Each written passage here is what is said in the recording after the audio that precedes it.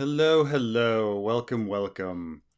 Um, let's start talking about let me grab that. There we go. Um, unpopular opinion, which, many people already kind of know, that I prefer Feast the most, though, I've talked to a lot of people about this issue, and certainly most people's favorite book is Storm. Um, Though I was talking to Carmine about it, and his favorite is a Game of Thrones. He likes the first one the best. And uh, so the question is how? Like, how can a lot of people's like least favorite book be my favorite? And it probably took me some time to come to that conclusion. And it's not just me being contrarian. Like I understand that like everybody's like, oh, you're just being contrarian and you're going to choose Feast, but um, there's something more to it. And I was thinking about like the nature of storytelling and with sequels and how it always gets screwed up, like why sequels always stink. And the fundamental problem with like sequels is that when you have a story, you have what an author kind of thought of as a beginning, an arc, and a resolution. And that story is complete and nice. And then you have a sequel where someone says, actually, that story isn't complete. Like, I know you thought it was a great story and it was all complete, but no, it's not. Here's more. And I'm going to have another tale, and I'm going to try to somehow complete that while it being a completion of the two stories together. So you've got this double duty. And then you've got the trilogy, which the third movie almost always stinks. And it's again like I'm creating another story that's standalone, but I'm reinterpreting the first story and trying to have everything kind of close together again. Um, and that doesn't always work. Like take Matrix for example. Matrix is a perfect movie by itself. Like it doesn't need any sequels. And then you kind of like add to it, and you're reinterpreting and changing the story from the first movie. And so, even standalone Matrix Reloaded isn't really a movie. Standalone Matrix Revolutions isn't really a movie. How they reinterpret the first movie makes it worse. The whole thing falls apart. Star Wars, even an example of a trilogy people love. Like Star Wars is a nice complete movie. Empire Strikes Back, as great as it is not a complete movie. It ends on this like huge cliffhanger. And then the third movie attempts to like try to wrap everything up and, reinterpret the first movie and things like this. And it just, I don't know. It just doesn't kind of work. So let's talk about Storm and why people love Storm. Now, Storm is a really well-paced book. It is master class of like pacing and characterization. That's its huge strength. There is a lot of action in that book as well. You can just say, oh right, the book with the red wedding and the purple wedding and Tyrion's arrest and trial and escape and killing his dad and John like climbing the wall and defending the wall and then having the election. There's so much like Danny taking like conquering the cities of Marine. The surprise ending with bringing Davos and Stannis up. There's a lot. I'm gonna say that the weakest part is probably the Arya story. But for the most part, so many strong, wonderful things in Storm, right? However, Storm as a standalone story doesn't work. It doesn't work really at all. Like none of the stories, like if you take John, like probably John is a lot of people's favorite part of Storm of Swords, because it's some really fun stuff happening in that with the battle at the wall and then the surprise of Stannis arriving at the end and then the election and stuff like that. Really fun story. But when you think about the John story, like structurally, it begins as John like realize like his love with Ygritte and like realizing he likes the wildlings, and then the story goes into no, he's got to rediscover that he's part of the Night's Watch and fight, and ends up killing Egret in the end. Okay. And so like the John story really structurally ends like at the beginning of the battle of the Wall. And then it just keeps going. And it's like this tack on. Well, there's more battle because he's got to like fight the other side. Okay. And then after that, like there's talking with Stannis, and then this kind of shoved in stuff about how he actually wanted to be Lord of Winterfell the whole time. And now he's got to deal with this election thing. And it's kind of like a whole bunch of little tack-ons. And so structurally, like the Jon story, as fun as it is not a self-contained story. You know, if you look at like Game of Thrones, like all those stories are very self-contained. Like, you know, they start one place, they end another place, and there's like the growth of the character. So the Jon story is like, as fun as it is, it's sloppy. It's sloppy in the sense that like Jon's true story ends with the death of Egret. You know, like that's, you know, and then it's just a bunch of tack-ons. It's the same with like, you take any of the characters. Samwell, his story is his journey back to the Wall, like, and discovering like if you know, if he's a stronger character than he is and things like this. And then he's got the election, you know. Davos is kind of all over the map, you know, kind of meandering with the sitting on a rock, and then Edric's storm. Tyrion, kind of, his story is kind of like chilling in King's Landing for half a book, and then having all of this stuff happen to him right at the end. It's a lot of excitement. Or like Catelyn, like the Red Wedding, as shocking as it was, like what does it really tell us about the Catelyn story? That people never listened to her, you know, like what was Catelyn's folly? Like Catelyn did nothing wrong. Like she told Robb to frickin' marry Walder's daughter, you know, like, and then she just wasn't listened to, and so she died, you know, like, so structurally it's not as satisfying in a character growth way. It acts as a good third act to a bunch of stuff that happened in a Game of Thrones and a Clash of Kings, but by itself it's not its own tale, which is really hard to do in subsequent like sequel books. Which brings us to like Feast. The heart and soul of Feast is Cersei.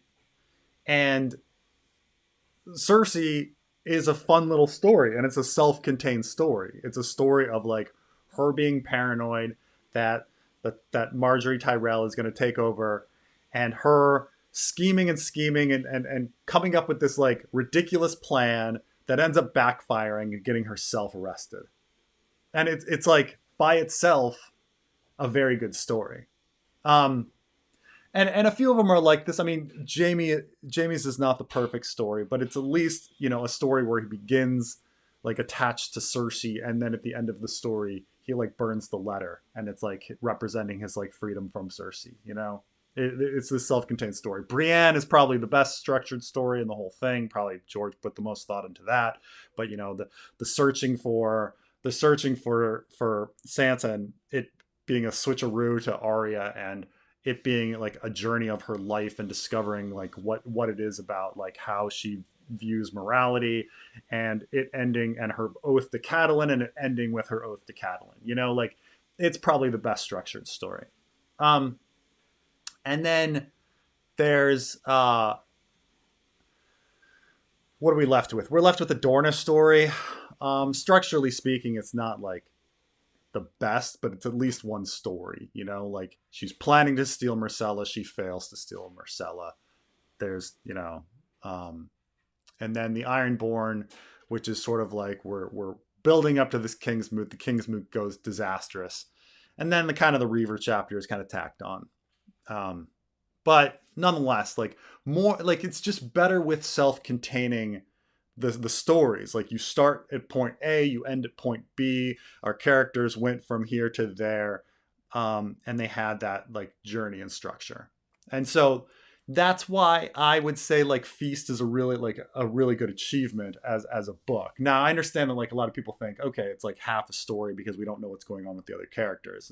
Okay, you know. But of the characters that are there, they, you know, there's a very good, it's very done very well. in that the characters start at X and they end at Y, and there's a clear journey to get there.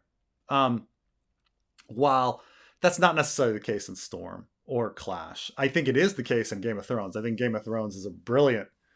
I mean, pretty much every character has a perfect arc. All 8, boom, boom, boom, on what they're doing. But it's the first one, that's how we structure the story. It's not a sequel, and this is the problem with sequels. You keep reinterpreting and having to reclose the first story again, and it's just it never works. Dance is I'm trying to think like which ones like Dance does a good job with, and I mean there's definitely an attempt with that with the Daenerys story.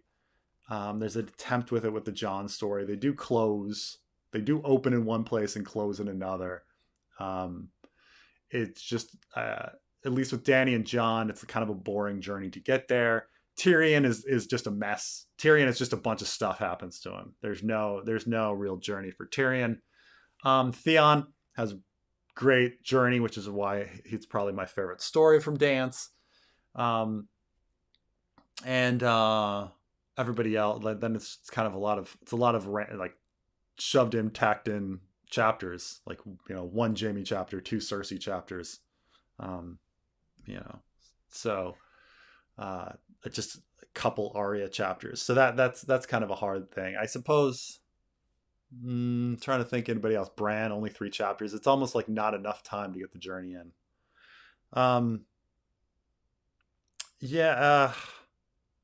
It's funny, like forgetting about Bran and all of these stories.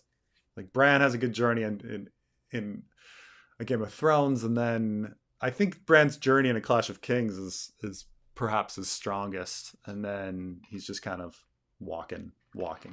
Anyway, that's my crazy opinion on that. But I do think that like Feast has, of the chapters that are there and of the characters that are there, they do the best. They have the best journey. Let's see what we got. What we got here. Oops.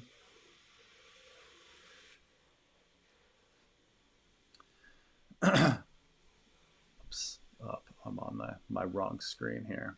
I thought Clash was really good. Clash is good. I think the heart and soul of Clash is Tyrion, where it's kind of building up to the big battle, and like him feeling that he's worthy to be hand and things like that.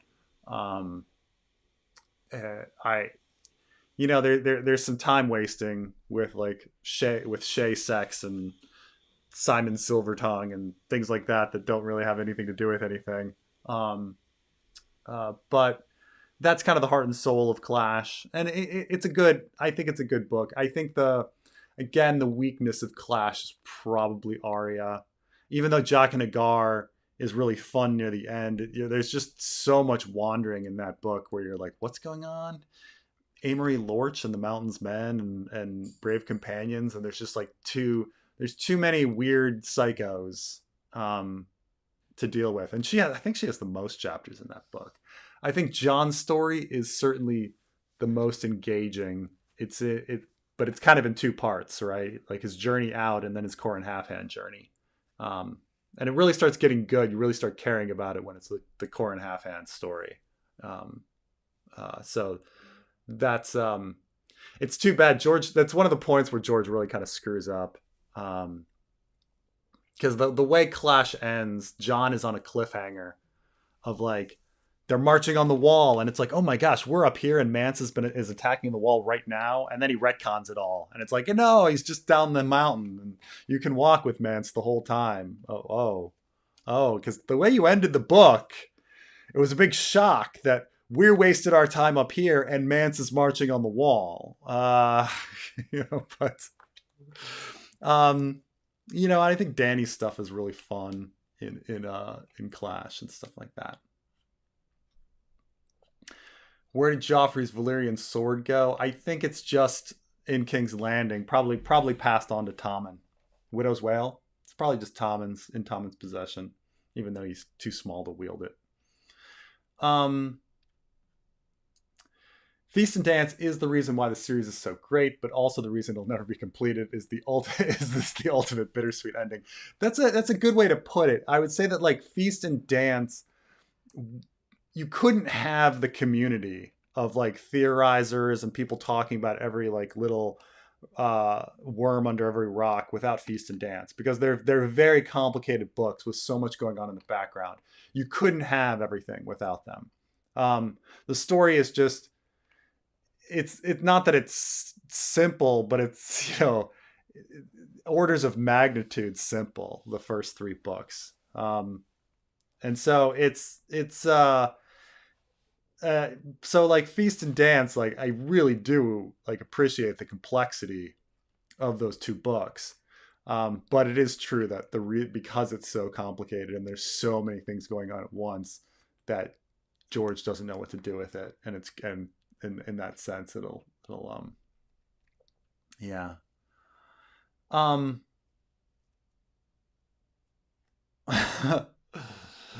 Preston, I've heard you talk about the Armageddon rag in terms of how it affected Martin's career. How do you find it as an actual book? Personally, I'm unsurprised it flopped.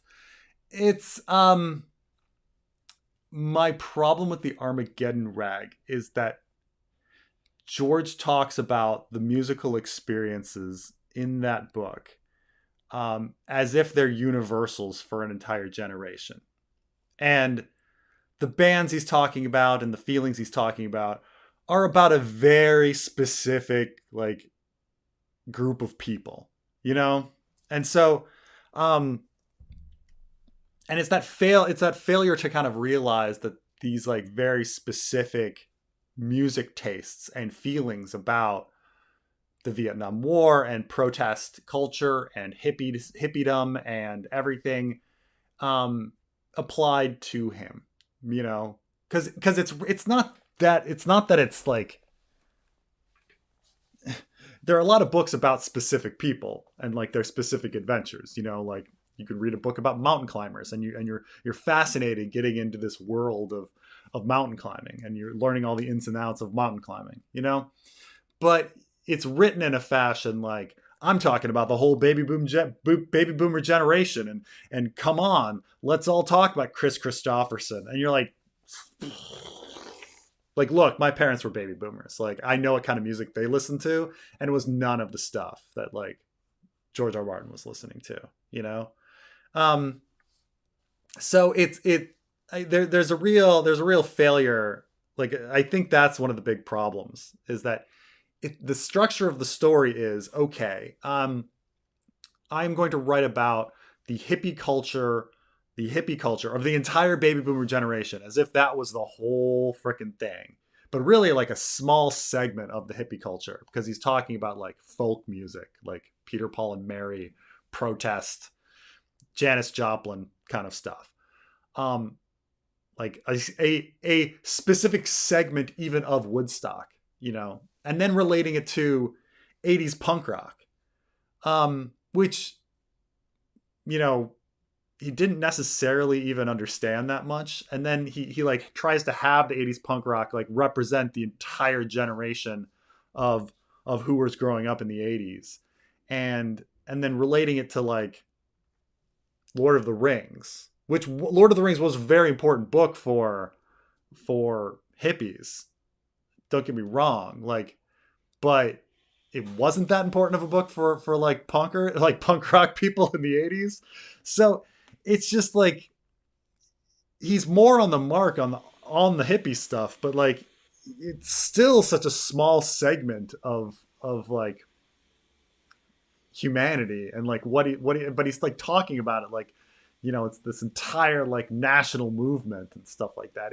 It's as bad as when you know, you watch those movies and they talk about like, oh, she's a TikTok influencer with like 5 million followers. And then like the 5 million followers are like all doing something crazy for her. And it's like, you fundamentally did not understand like TikTok or what it mean to have like, to be an influencer or a follower. Like it was kind of like that. Like there's a fundamental breakdown in that sense, but like thematically, but also I think like the plot the story of it is essentially like there's a bunch of prophecy and it feels like the end of the world is coming and then it's not. And so I don't know. Yeah, I'm surprised that it flopped. Yes, I'm unsurprised. It's a fine book. It's well written, but it's just, I don't think it connects with people. Um, do you think Dave and Dan are going to ruin the three body problem, or could there still be hope? Here's the thing. Um, Dan and Dave have their moments of genius, and they've done really good stuff in the past. Okay, and they've also like messed up a lot in the past. So we are really rolling the dice here. Like I want them to succeed. I always want to see a better piece of art created than a bad piece of art, right? Um, so I'm not gonna like people like to blanket dismiss Dave and Dan like, oh, these guys are morons. So it's like no, they've written some really good stuff, and they've put together some really great television. Like Game of Thrones season, like we forget they did Game of Thrones season 1. Like they did that. Like a lot of people like the next M. Night Shyamalan movie comes out and they're like roll their eyes. They're like, oh, M. Night Shyamalan, what a hack. And you kind of forget like, but M. Night Shyamalan like did The Sixth Sense and he did Unbreakable. Like those incredible movies exist. Like he was genius enough to do that. Yes, he did a bunch of crap later that was horrible, and so we don't know what's going to come out. So I don't know. I don't know if they're going to screw it up or not. It could like it's really like a dice roll. Like a lot of people hate the Last Jedi, but I would never say like Rian Johnson's an incredible filmmaker. So like it's people are able to do both good and bad work. And I think Dan and Dave are two of those characters. I think that they are completely capable of doing really, really good work if they put their mind to it and organize it well and get lucky. A lot of it's luck. So I'm not going to say, I would say there's definitely hope. I'd say there's definitely hope with them. And I hope they succeed. But yeah, it could easily be a disaster too. So it's tough. It's tough. There's your drink for the bingo. Who you got, Adam Smith or Karl Marx? I'm more of an Adam Smith fan, and Adam Smith as he truly is. The problem is when you say Adam Smith, what his name is associated with is not what he actually wrote. So Adam Smith was more how he was describing the universe about like how humans behave and how the economic system works was more like observation. It wasn't prescriptive. It wasn't like we ought to be doing this, So like Karl Marx, like he also makes some observations, but I would say like Karl Marx's like fundamental idea that you could have everybody motivated by like goodwill or something is a little off. He makes some really great Karl Marx makes some really great criticisms to the capitalistic system.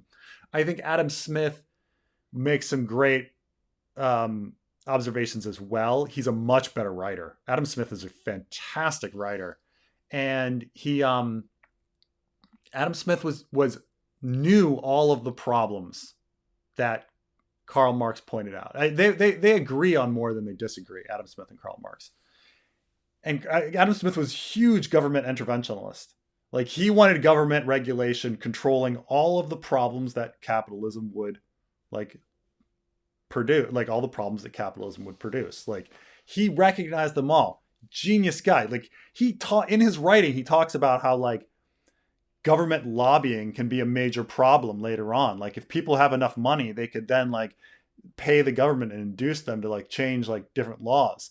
And he's like proper like laws and procedures need to be put in place to prevent that. Like incredible stuff. Like Adam Smith is very underrated because he's completely misrepresented. It's unlikely that if you read anything by Adam Smith that you'd sit there and be like, I disagree with this. Like most of the stuff he says is just like very logical, you know, and like observations that he makes. So I'm more of a like a true Adam Smith person, not but like when you say Adam Smith, everyone's like laissez-faire capitalist, big business, woohoo! Like no, that's not him. Um, Joel the Dreamer. I don't get why you don't like Jaharis. He taxed the rich, not the poor. And yes, there were wars and famines, but uh, not he started and he banned the first night. Um, well, Alisane influenced him to do that. So like, um, it's I dislike Jaharis on a personal level. Like I think his treatment of his children and his wife, and it like was horrible. Like how he was as a king. I mean, he was as backstabbing and weird as any of the rest of them. But it's like for me to be like, oh, like I like a dude who like kidnapped his sister so he could marry her to consolidate power, and then put Rogar Baratheon in his place, and then like yeah, he built some roads and stuff like that. That was cool. He reduced the power of the faith. That was probably a smart idea, you know. But then like his like complete and utter destruction of his family, um, you know, especially like how he treated Sarah, um, you know, and like passing over Rhaenys and things like this. It's just like really bad, really bad policy, really bad stuff. Um, in the end. But you know, maybe it wasn't his fault. Maybe he was getting poisoned or something. He was going nuts early. I mean, but then again, he was also inbred, so who knows? Um, but yeah, it's.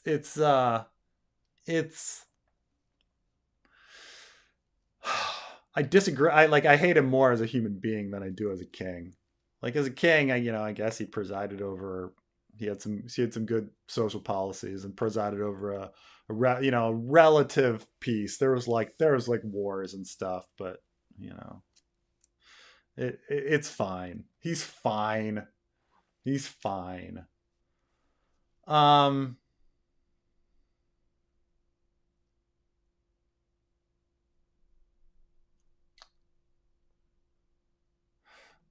are you a big Indiana Jones fan? Excited for Dial of Destiny? Harrison Ford is back in form. Um, I am a like when I was young, I was an enormous, absolutely enormous Indiana Jones fan. Like, keep in mind that like playing on the playground as like a young kid, like 6 or 7, like I would like pretend I was going on jungle gyms, like going through like temples and stuff, like avoiding traps, Indiana. And so like a friend of mine actually even called me like Indiana Preston. And then when he like saw years later that I was like traveling the world and doing all this stuff, he was like Indiana Preston, So like, no, Indiana Jones like had a huge um, impact on my life and like how I viewed life, which is funny because it's like only now later do I realize it's like it was supposed to be a farce. Like it's based on pulp comics. Like it, you're not really supposed to be globetrotting and having these adventures and stuff like that, and like finding strange exoticism of like but nonetheless, like it was an enormous influence on me. Um, and so like yeah, these movies later, they like how do I feel about them? I don't know, like I I'm not that excited for Dial of Destiny. Like I wasn't very excited about Kingdom of the Crystal Skull. Um, I don't know. It's everything. It's like everything in life. Like everything you hold dear and love, like eventually like gets corrupted and gets ruined and dies. Like that's just so it's just one of these like cynical things. Like this like wonderful piece of my childhood that like yeah they're just gonna drag it around until it gets spoiled. Um, and keep in mind like I liked Indiana Jones so much that I watched like all of the episodes of the Young Indiana Jones Chronicles and stuff like that. and which are not good. Like I would like find like be like, oh my god, it's coming out on TV, and oh, I got so I don't know. In my old age, I'm a little more critical of all of it. Even looking back at Temple of Doom and Last Crusade, I still hold that Raiders is a pretty perfect movie, despite Indiana Jones being guilty of statutory rape and other horrible things and other ridiculousness. But it's like I do grant that it's like a perfect like Steven Spielberg paced movie, and I do appreciate Temple of Doom and Last Crusade for what they are. Conceptually, I'm on board with Kingdom of the Crystal Skull. Like, I don't mind the whole switching to the aliens thing. I don't even mind the nuking the fridge. But the whole, I think the CGI, and like, I don't know, like lack of real traps and stuff in that movie, I don't know, to turn me off to it. So I don't know. Dial of Destiny. We'll see. Is it gonna work out? Probably not. Probably not. It's probably gonna be like Kingdom of the Crystal Skull. It's hard to believe. Hold on a second. When did Kingdom of the Crystal Skull came out? That movie came out in 2008, which means it's been 15 years. Well, Last Crusade was 89. So I guess there's a bigger space between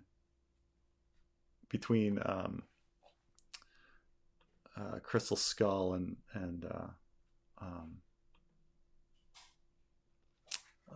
Last Crusade, but still, this is like close. The distance is close. I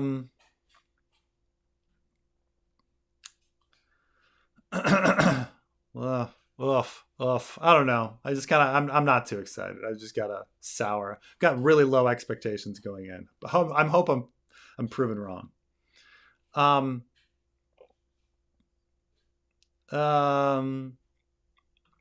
5 hours in Chicago, what would you do?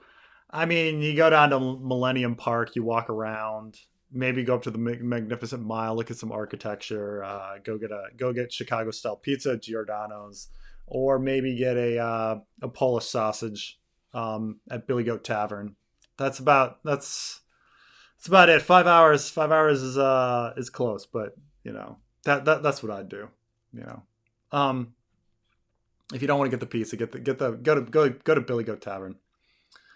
Also, Milton Friedman is the GOAT economist. So, man, this gets into some weird stuff, because like Milton Friedman's like monetarist kind of like ideas eventually transitioned to rational expectations, which is kind of like a big kind of failure for econ in many respects. Like, yeah, super smart guy, but this was actually, I was actually thinking about like last week we got on this like long tangent about physics where, oh, did I move this for some reason? Where I kind of said like, I don't really buy like the whole heat death of the universe. We just don't have enough information. And like I got a lot of like a lot of people were like, how dare you? Like, you know nothing, Preston. You're so dumb. Like, and you got to understand that like these people that are geniuses, and keep in mind like the high level economists are geniuses, and as are the high level physicists. They're equally geniuses, and they spend all their days like doing math. And you know, they're all smarter than us, but it doesn't mean they're not wrong. Like, often. And they make all sorts of models, you know. But the problem with all of these geniuses is not that their math and all of the stuff that they're doing later is wrong. They're deriving everything correctly, but it all comes down to like fundamental assumptions. When you start with fundamental assumptions that aren't really rooted in anything, then you kind of mess up. And so, um, and I, you know, one of the fun things about when I was in college is they forced the professors to teach intro classes. And so like all of these like 18-year-olds are sitting there in classes being like, well, wait a minute, like, how do you know?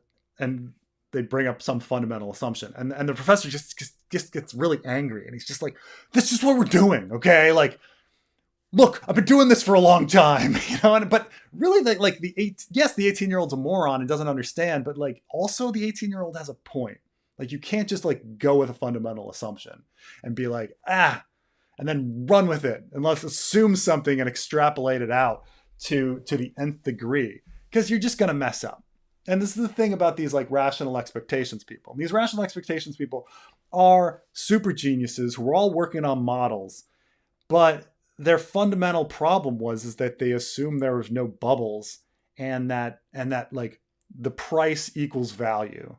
Like on a fundamental level, does the price of a product equal the value of a product? And they would say, well, what else would the value of the product be? And you're like, well, we're talking like abstract weird gibberish here. Okay. Like, you know, can a value not be the price? And they'd be like, you're a moron for thinking that like the value can be something other than the price. And meanwhile, we kind of know that bubbles do exist, right? So like, yeah, and so like I relate this to like the physicists, right? And the physicists, well, you know, everybody thinks physicists can do no wrong, and they're all so fucking smart, and they are. They're much smarter than me, but at the same time, I know they're wrong. Like I know that there's some aspect to their models that don't work, and so like when somebody's like, oh, we're going to extrapolate out to 10 to the Google year, 10 to the power of Google, like 10 to 100, a Google years, and what's going to happen? I'm just like, no, you're no, like, no, that's silly. It's silly to do that kind of extrapolation. It's just, there's so much we don't understand. And like, you're starting with these like base assumptions that like do not like hold water. Like, yes, you could say like based on the information we know, but we're human beings. We're going to mess up. But man, I got some people who are super angry. People being like, Preston, you're like, this is the same as anti-vaxxing. And I'm like, no, completely different. One is like a testable science that is used for a utilitarian purpose. And then we've got like scientists like doing a bunch of fucking crazy math and making a statement about the nature of the universe that has no utilitarian value. Like that can't be tested. So like, so yeah, I mean, Friedman, yeah, super genius, did a lot of progress in the field of economics, but at the same time, fundamentally wrong about some stuff. And he's going to mess up. Hey, my father died during Game of Thrones, and we always watched 1,000 Worlds Book Club. I credit you with opening my eyes to life. Thank you. Pupin the turd. But, Pupin the turd the third, by the way. So, anyway, thank you very much. That means a lot. I'm sorry about Pupin the turd the second. But yeah, no, a lot of life happens to us. But yeah, it's just the fun stuff of like stopping for a moment and analyzing stuff, you know, and that's all it is that we kind of go through life like going really fast, not looking at everything. And there's a lot to observe when we just kind of like stop and slow down. And that's what I kind of love about this channel, like stopping and slowing down and like being like, well, what is that? Like, let's stop and smell the roses for a second. I actually made this like, like watching movies with my wife is very funny because she's a multitasker and she like needs to be doing 5 things at once. And I never feel like she's really enjoying the movie, you know? And I'm a person that's like, I need to like watch this and like fully absorb like every aspect of it. And like go slow. So,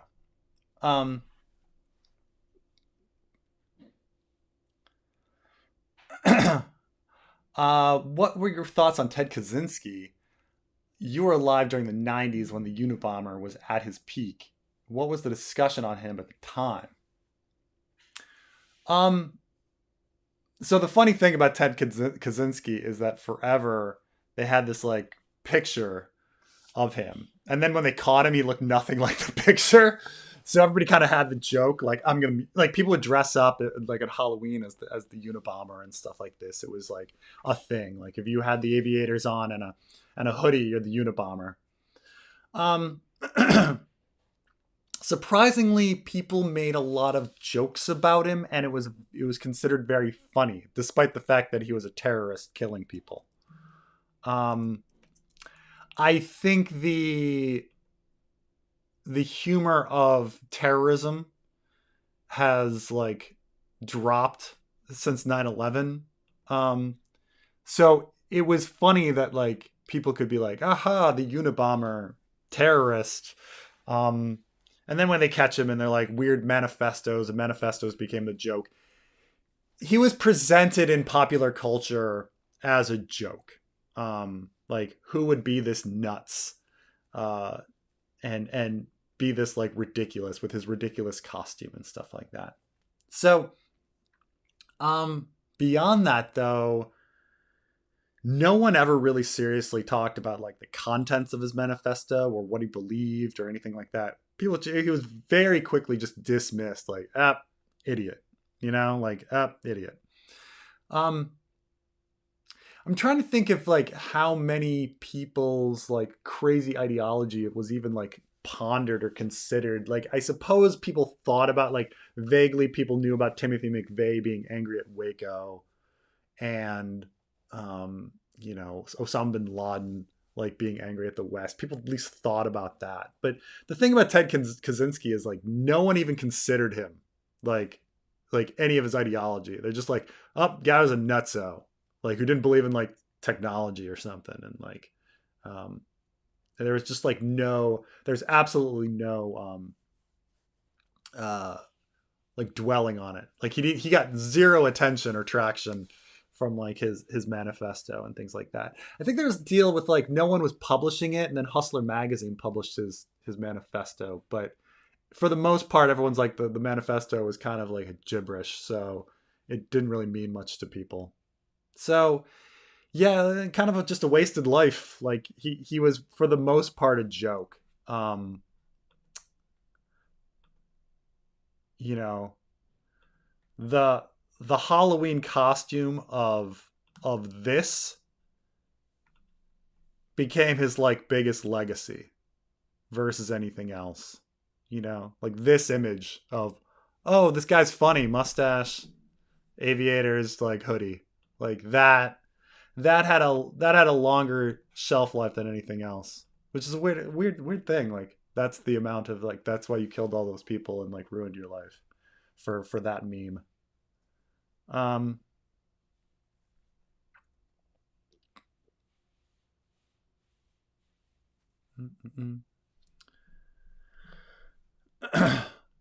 oh, thank you, Blue Falcon. Um,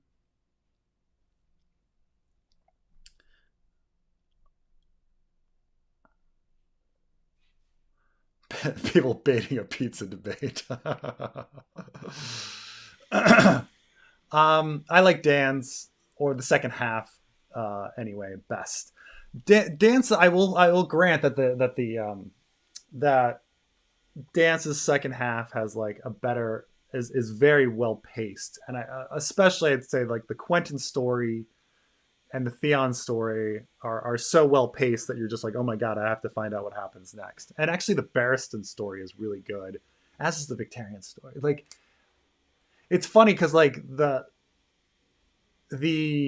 everything related to the Myronese knot that George got in that like clogged George up so long, and then when he finally like got through it and started writing, what he wrote was fucking gold. It was good stuff.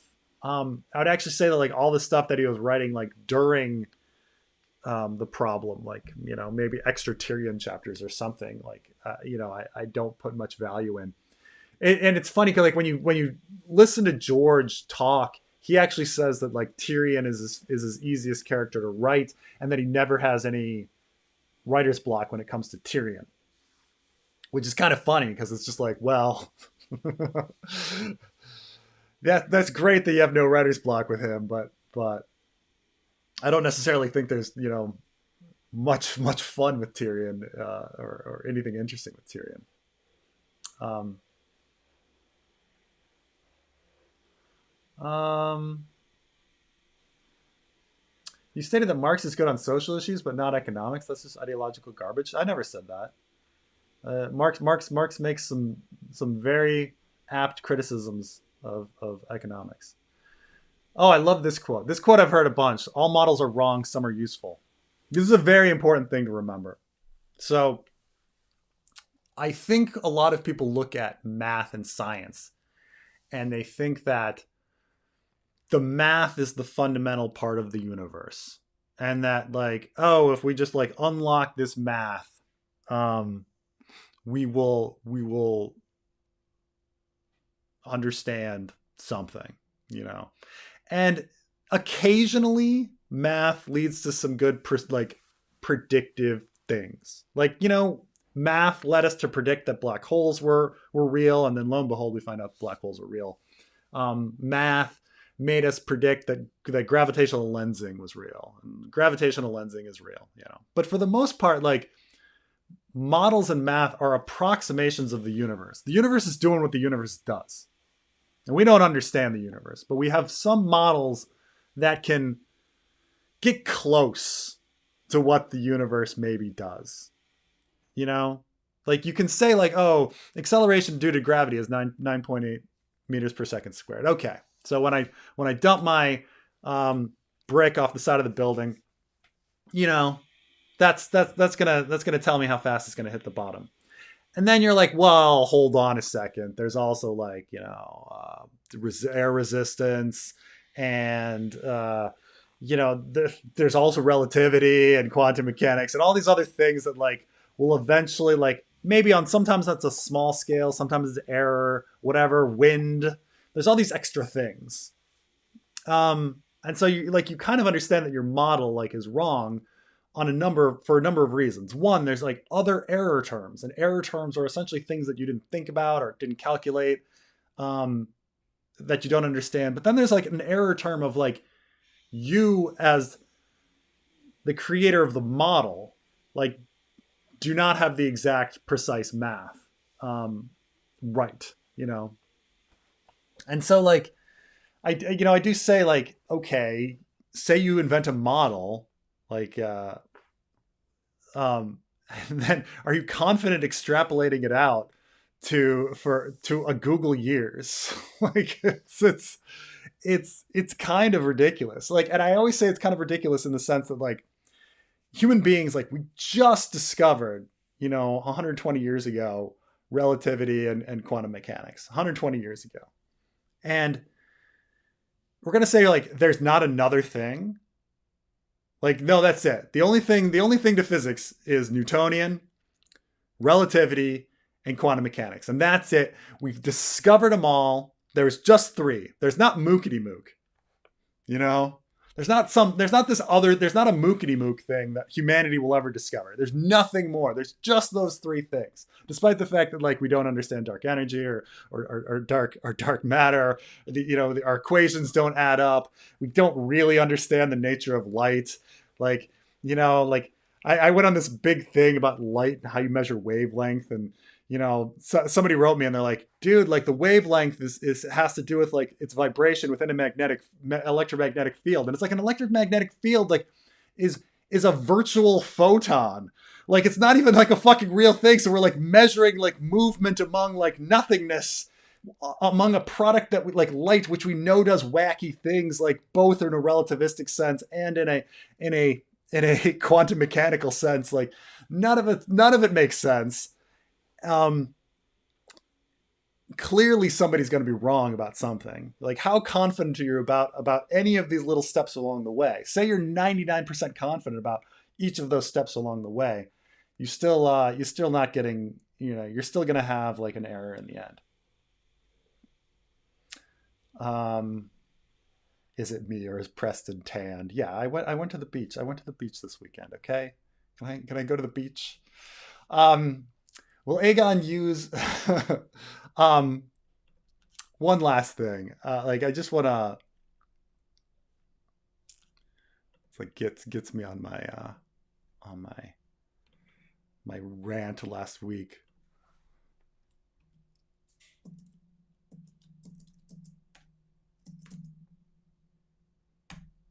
All right.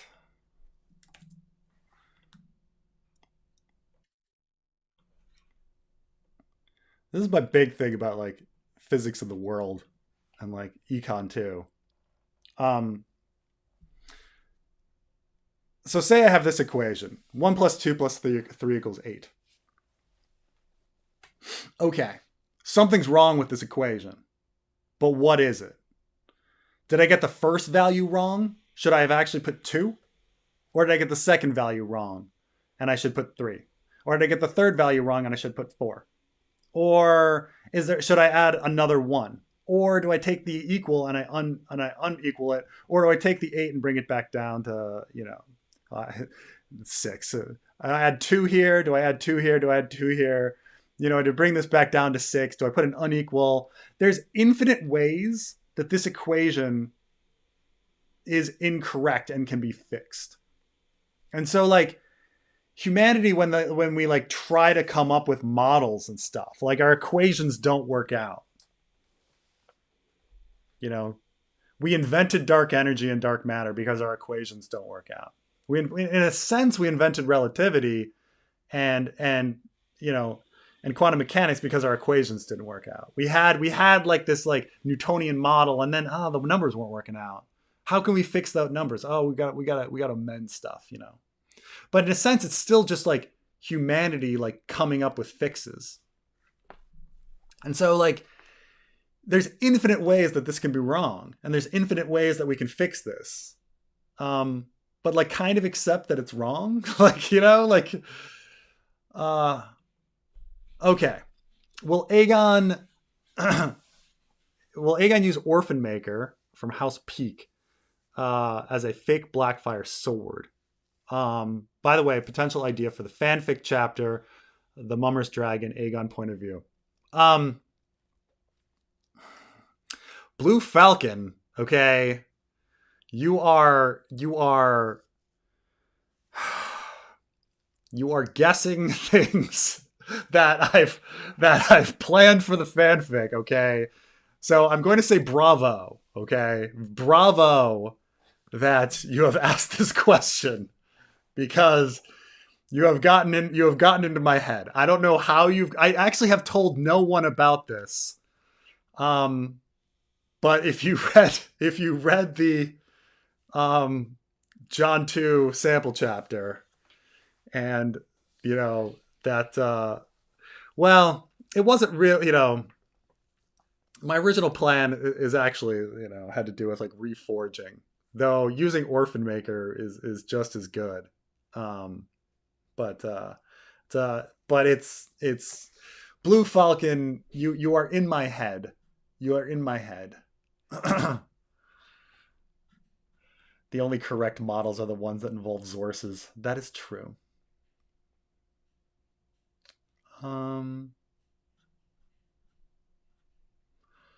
Milton's stance that capitalism promotes technological advances is based on zero facts. That's kind of true. The best technological advancements are actually government. It's one of those things where people are, like one thing that like government were the kind of the anti-government people will be like, what does government do well? And then you kind of go through like a list. You're like, well, Social Security. And they're like, well, besides Social Security, well, okay, Medicare, besides Medicare, well, Medicaid. Okay. Research and development. Okay, besides research and development, like all of like capitalism is very good at refining and making something very efficient, but it's not the best at innovation of something new. Like when you look at like major breakthroughs, they actually come from government research and government grants and things like that. So it's one of those things that like it's why I'm for the mixed economy. There's some fantastic things that government does and some fantastic things that capitalism does, and they must work in balance and harmony. Any fantasy or sci-fi series even comes close to the depth and realism of A Song of Ice and Fire. What are your faves? Huh. um. Hmm.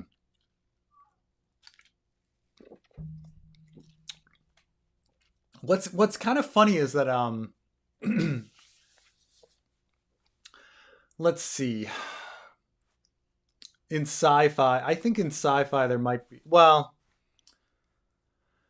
a lot of the stuff that George R. Martin is based on is kind of gets into the same sort of like realism, and it is good that the quotes around realism, because there is this idea that something is like gritty and real, even when it's not. Like, for instance, like somebody getting hit in the head and having like a gallon of blood like spew off of their skull, like kind of has this idea of hyper realism, even though that's not what happens in real life. Like, yes, it's like more real because we're like, for so long we were exposed to like sterilized media where there's no blood, and then you kind of go the other direction and there's just like gallons of freaking blood, you know. And it's like, well, you kind of went too far. But watching a Quentin Tarantino movie or something where somebody's shot and there's just blood everywhere, like Jesus. Um, so there's a bit of that in A Song of Ice and Fire where like you go a little far with the realism, um, you know, in order to make a point. It's more hyper realism, right? Like it's not really realism. Like in real life, would anyone be as bad as Ramsay Snow? You know, no. But like Ramsay feels real, right? Doesn't he? Like he feels like a real person. Um, Flaying feels like a real horrible thing, even though like if you did that to anybody, they would like pass out and like die of infection and die immediately. Like you can't do all that flaying stuff without people dying. Um, so like it feels real, but it's not really real. So I think there's some of that in a lot of the stuff that George is based on, like Jack Vance, like Dying Earth kind of stuff, Conan the Barbarian kind of stuff, where like it feels edgy and real, um, in a hyper sense, to contrast the kind of sterile, bloodless world that we're kind of used to seeing in a lot of ways, you know. But yeah, there's a lot of stuff that's like fake in there, you know, like Arya getting knocked out with an axe, like, and then waking up later. Like, sorry, you'd have brain damage. Like, that's not how getting knocked out works, you know. Um, but but yeah, I think people have talked about stuff. I've heard other people bring up like stuff that's just as complicated or deep. Um, I don't know like how much I've read um, of it, but you know, there's certainly stuff out there, and people kind of bring it to my attention every stream. Like this has the complexity of Ice and Fire. This is as real as Ice and Fire. I certainly really appreciate, just on book series I've read. Like I do think The Expanse, at least those early books, are very good at like really portraying how space travel would be and that kind of realism. Um, um, things like that. But of course that those two were proteges of George R. Martin, to try to get actually the real. So, um, yeah. So I don't know. I'm not very good at coming up with these. People post them in the comments constantly every time. Um,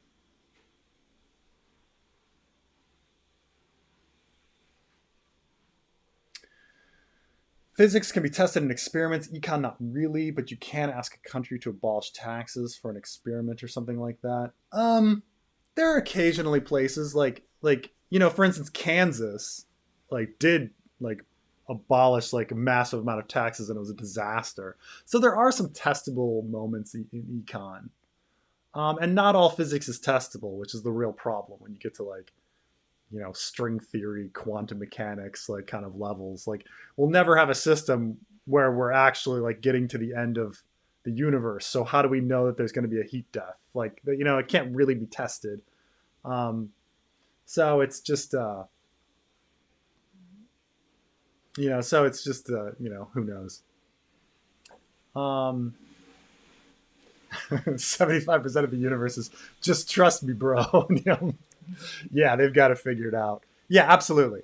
And what frustrates me about, so I will say this compliment to economists versus physicists.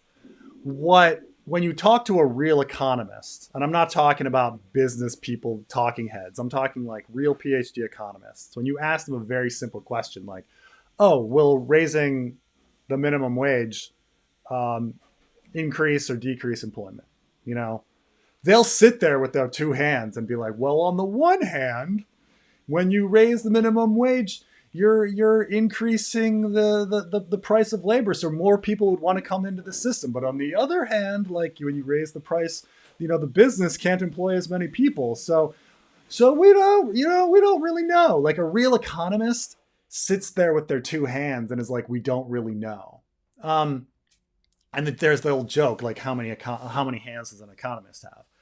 Um, I know that there are some physicists out there that are humble enough to be like, well, we don't really know, but if we assume X and we assume Y and we assume Z and we assume, you know, then maybe we can extrapolate X, rather than like a lot are just like, no, this is what's going to happen. Like, and there's not the same humility. Like I find that real academic economists are very humble, while, you know, mainstream everybody is not very humble, but you know.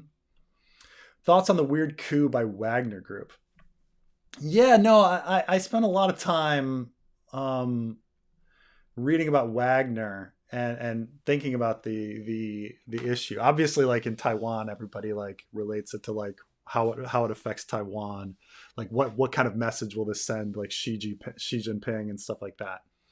Um, but when I saw it, I really thought about, I mean, the first thing I thought was about like Caesar turning around and heading to Rome, and Pompey in Rome. For those that don't know, like no history, like the Roman Empire, the Roman Republic, um, the fundamental flaw of the Roman Republic was the fact that like generals in the field were able to keep their spoils of war.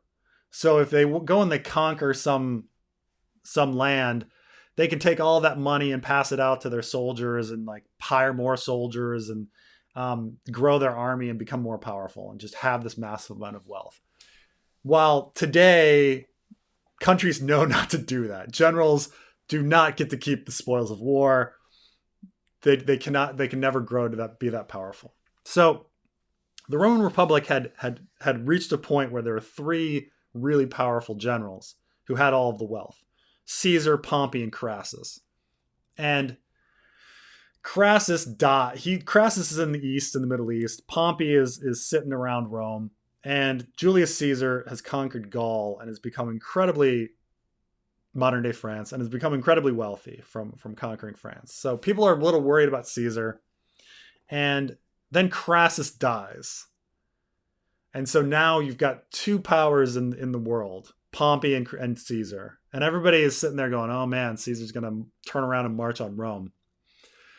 And Pompey is like, okay, do not cross the Rubicon, or else that's a declaration of war.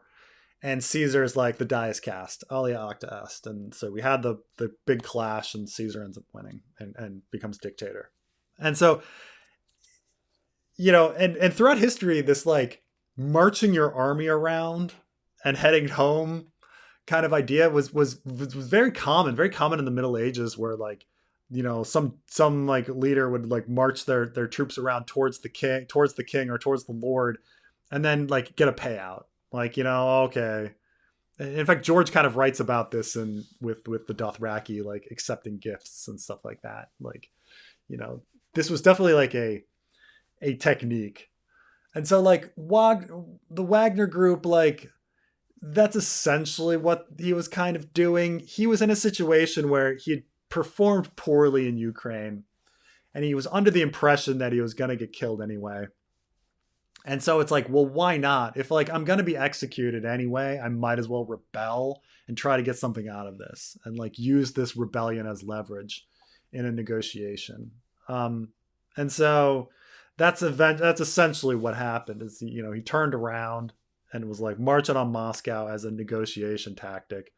And he got what he wanted. He got essentially his pardon, and got to live in exile, got to go to exile to Belarus. Um, and so obviously, like, everybody's uh, pretty shocked, and for a moment we're like, oh my gosh, Russian Civil War. Um, and in the end, like, it just makes Putin look like an idiot, and he loses power. And so uh, it wasn't as exciting as in the end. Like, it all kind of like fizzled out, but it's still a um, he found he you know he it still affects Putin. It still weakens his position. So I think it's interesting. um I guess the thing to look out for is like continued questioning of Putin, and how and how Putin can just destroy his country through this war. um I think, and from a Taiwanese perspective, like, the Taiwanese see it as like, the idea in Taiwan right now is that Xi Jinping in China is nuts. And um, he's certainly a little outside the box in that he went for a third term in China. So the Chinese leaders are supposed to limit themselves to 2 terms, and he was like, nope, can continue on. And he talks a big talk about invading Taiwan, and there's a lot more military exercises. And so, when Ukraine happened, had Ukraine been a success for Russia, the Taiwanese were fearful that it would give Xi ideas, and Xi would be thinking about invading Taiwan. Though invading Taiwan is a hell of a lot more difficult than invading Ukraine. Just like insanely difficult. It's an island with mountains. It's just like, and China doesn't really have doesn't have like the best navy. And so it's just like, just wouldn't it's very different. I mean, Russia failed on well, all you had to do was walk in, and they failed to do that. So from this perspective, everybody's like, it'll maybe Xi will learn a lesson that Putin failed. A few weeks ago, I asked about the scouring of the Shire. What I meant was, what will be the bittersweet denouncement that occupies the last 200 pages? I've thought about like the bittersweet ending of Ice and Fire quite a bit, and there was a couple on a on there was a couple ways I looked at it. There was like, well, maybe humanity would lose something. Like, there could be a decision in the end that like the werewood net somehow like takes control of humanity, and like they no longer have as much free will. That's a very kind of more sci-fi George idea. While like the bittersweet just might be just a lot of characters die, which was an easier way to make it happen, right?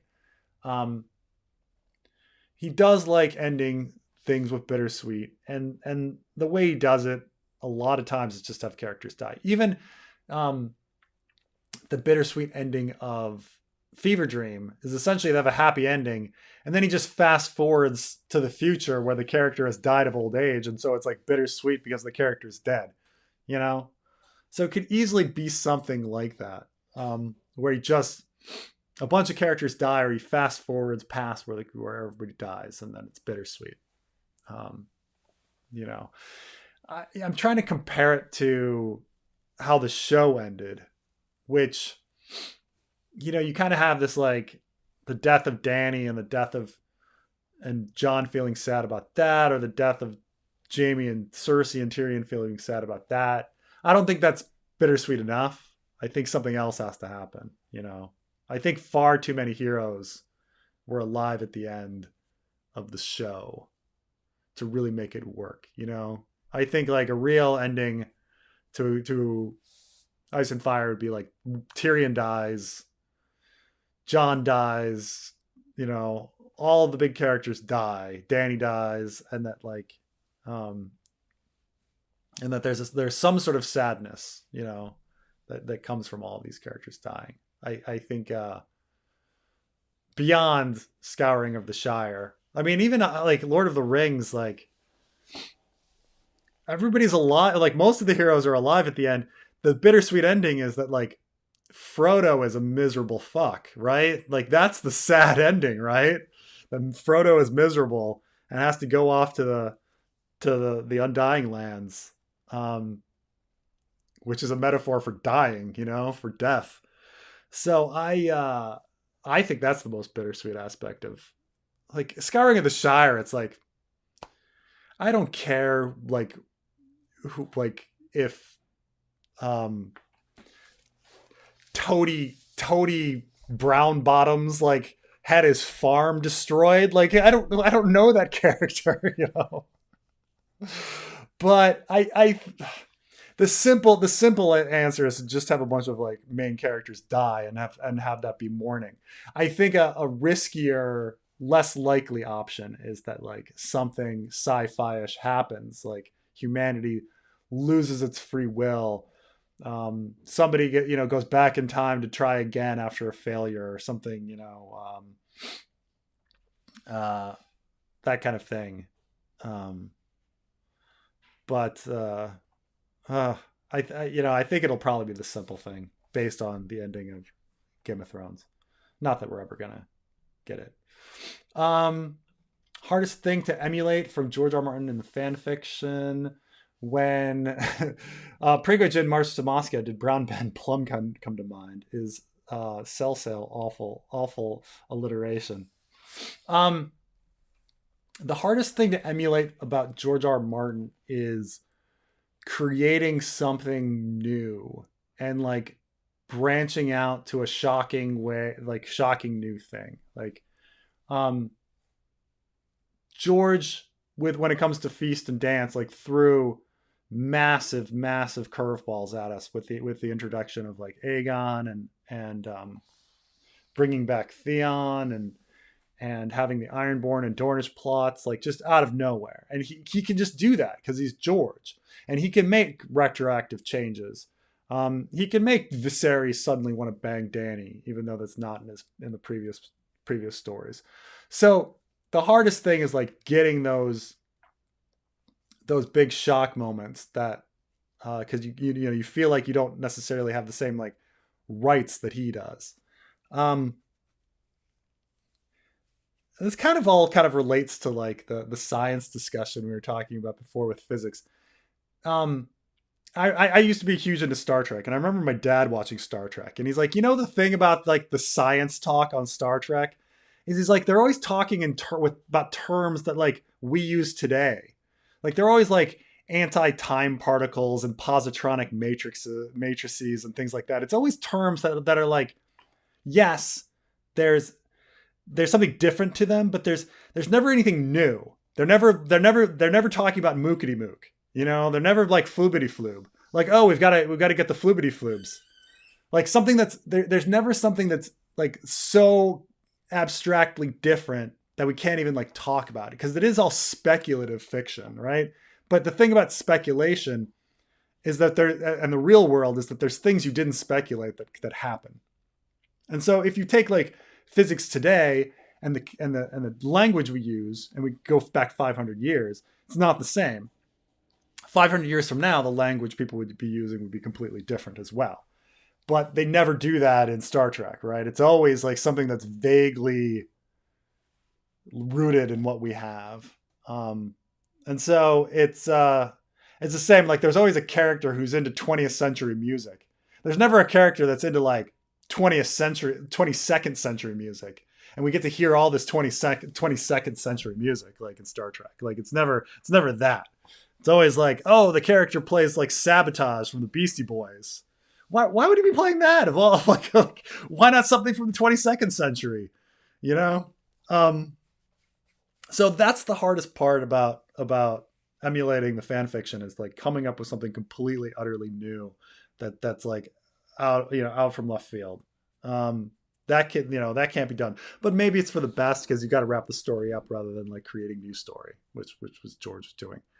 But I did think about sell swords. Yeah, when about Wagner and stuff like that, and like how they're not to be trusted, and like mercenaries and things like that. Like the it's the entire reason you do have like state owned military, and why like mercenaries, like this is things governments do better. Like, well, when it comes to like, maybe these fighters might be cheaper, maybe they might be even like have better shooting, but you know who is not going to rebel as much as a sellsword or a mercenary, like a government soldier. Like, like you don't attack the person who pays you, or you don't attack the person who, like, you've been told, like, the propaganda, like the reason that like a lot of people like join the military is that they're true believers in the government. Well,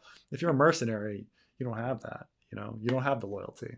So um and it's funny that like George R. Martin spends so much time trying to prove the sellsword thing um wrong, that like sellswords are not that bad, when like in real life we kind of know that the mercenaries are not to be trusted. So um thoughts on the Titan sub?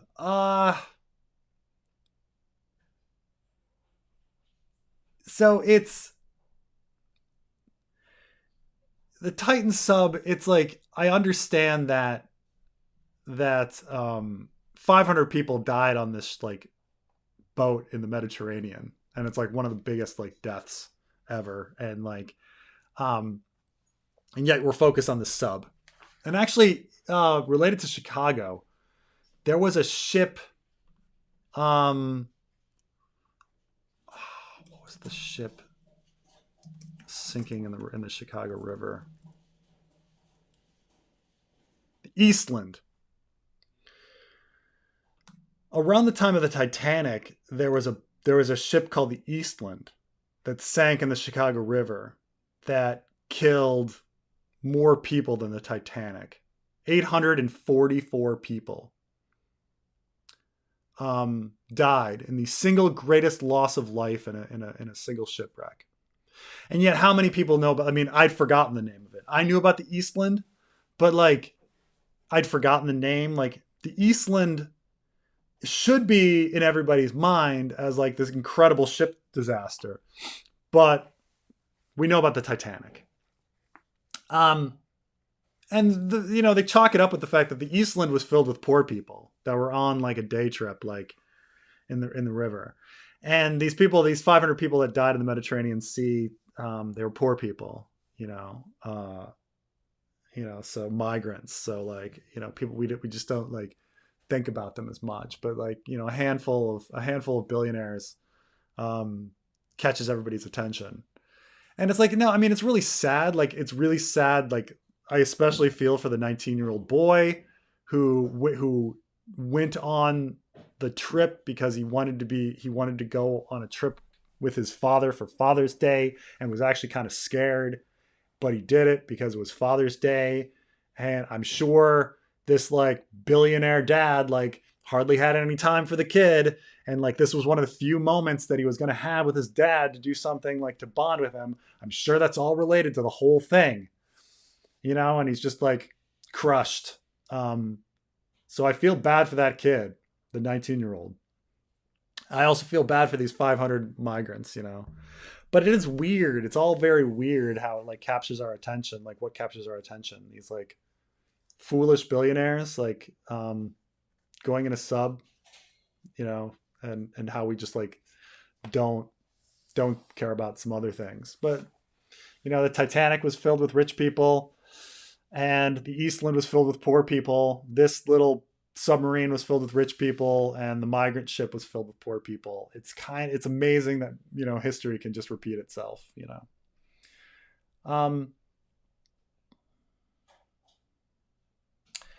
Um, you ever read any of C.S. Lewis books or essays you like? He may not be your favorite since he was pretty heavy on Christian symbolism.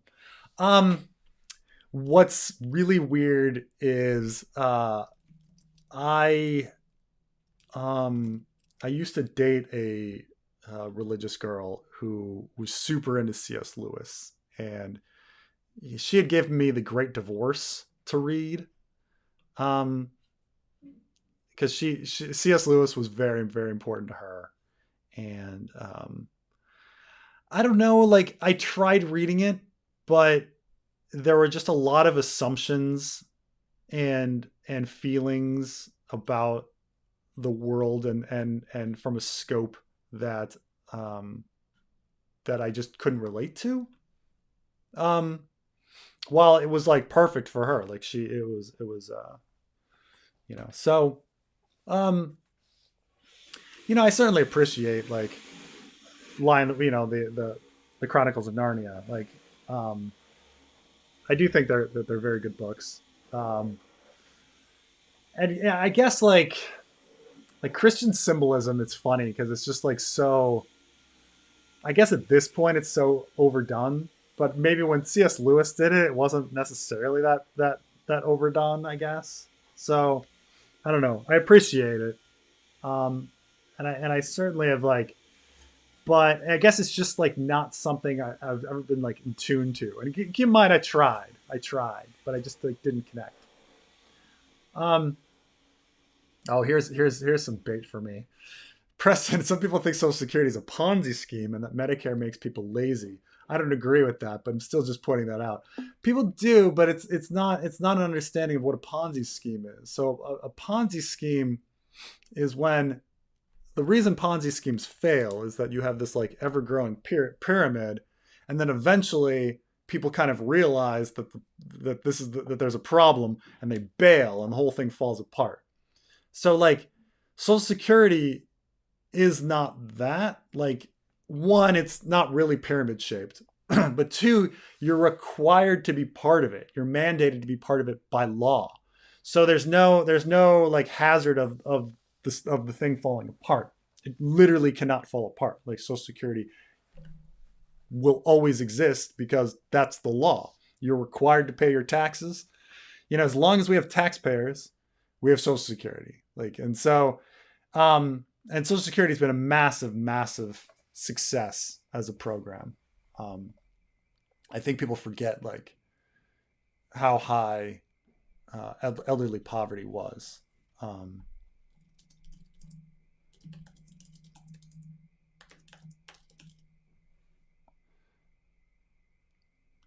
there was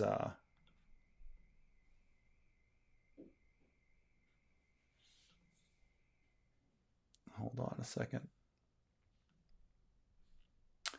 Try to find the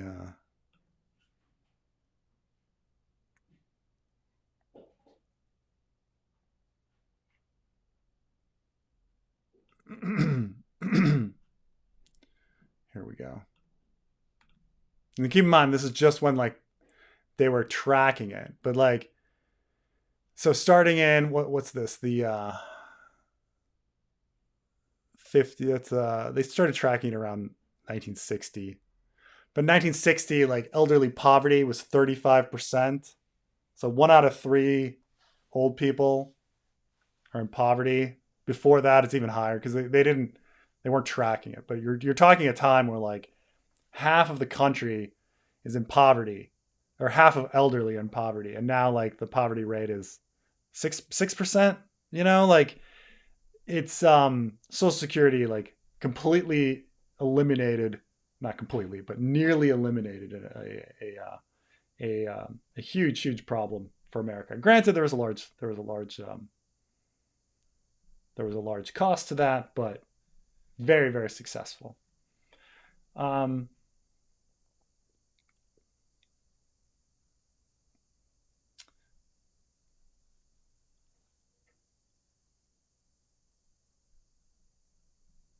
let's see here.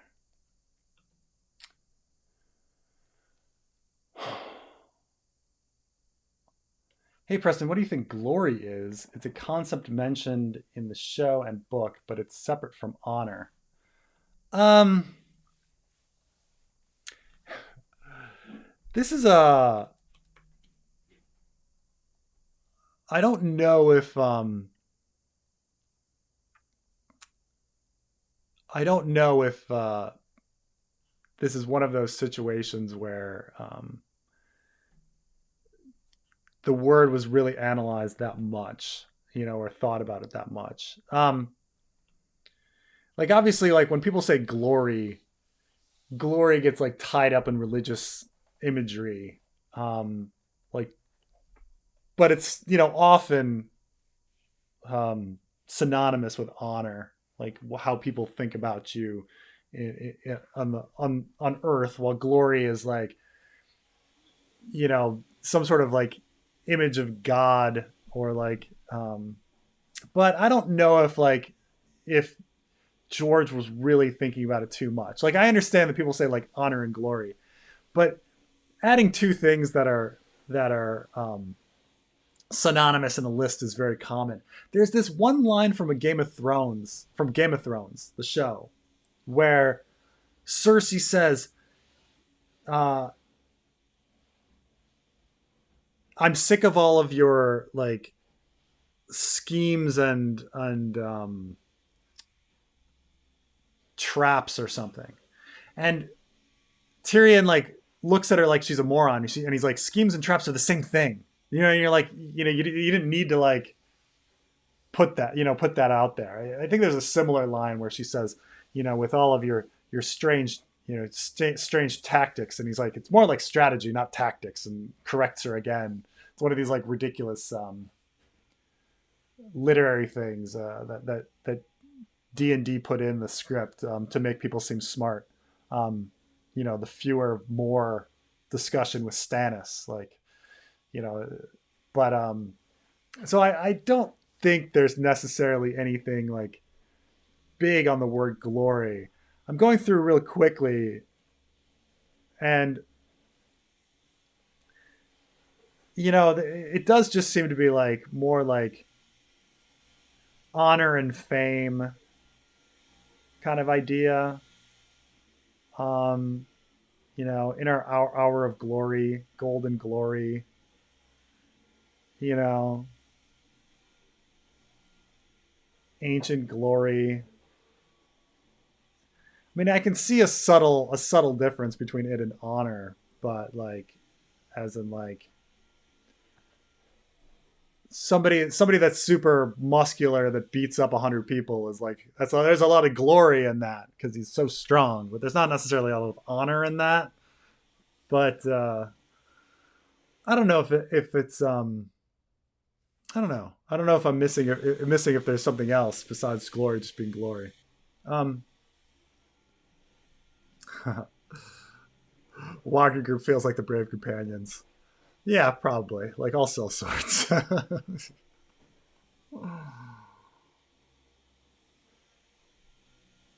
um,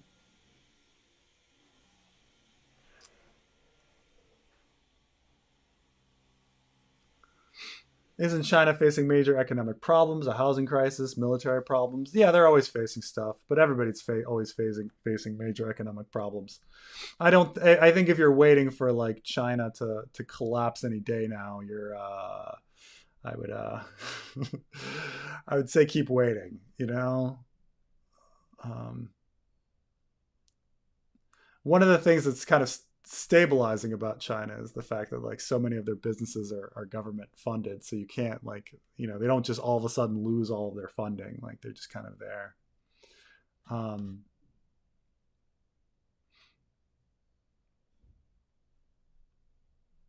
um,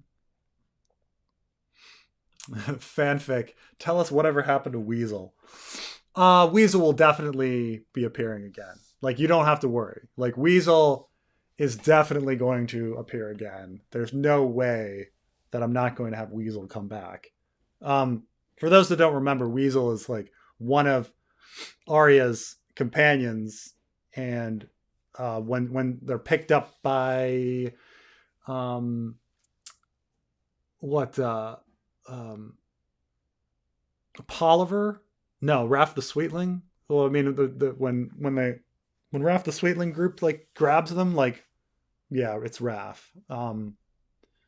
Weasel like runs off and gets away, and then later like Arya takes on her name, but like Weasel is definitely coming back. No way. No way she's not.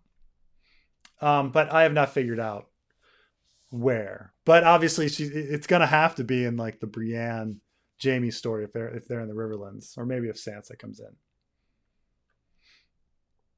Um,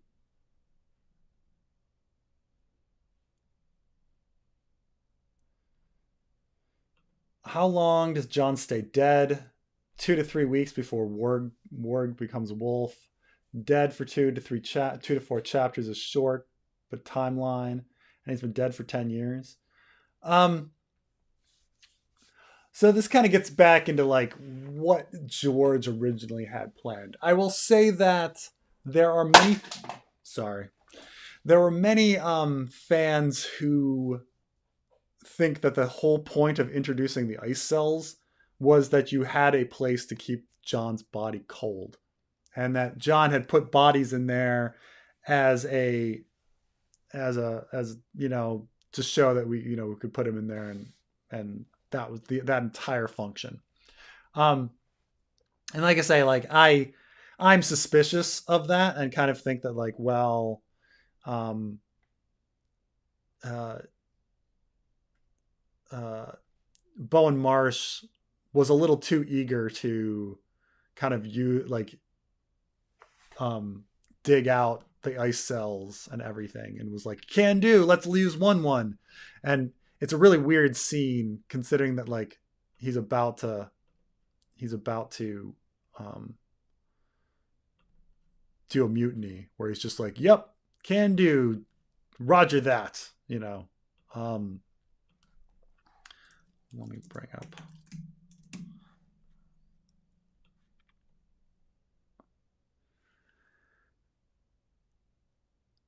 like I remember Bowen Marsh is upset about putting bodies in the ice cells because he's scared that they might rise to become others. And then the doors of the ice cells are there's a snow, and the doors of the ice cell get covered. And he's like, hey, let's try to get the snow away from the entrance. And Bowen Marsh is just like, sure thing, You're like, okay. And so this is why I kind of theorized that like he was using that maybe one of the dead bodies is that actually the one is throwing around one of the dead bodies from the ice cells and stuff like that. But other people are like, no, the ice cells are introduced as a place that we can put John in to store him however long we want, and then we can resurrect him later. Of course, the longer he's in there, the more the resurrection seems like ridiculous. Now, if we're going with Jesus comparison, right? Then John like is in there 3 days. He's a wolf for like 3 days and then disappears and then goes in there. Because I think even Varamir Sixskins thinks that like your personality gets lost if you're like in the mind of the wolf for too long. So for him to be like realistic, this is like first draft of what George is thinking. Maybe he thought like John would be in there like 3 days, the ice cells would open just like Jesus's cave, and Melisandre would be observing like this new Christ figure coming out of the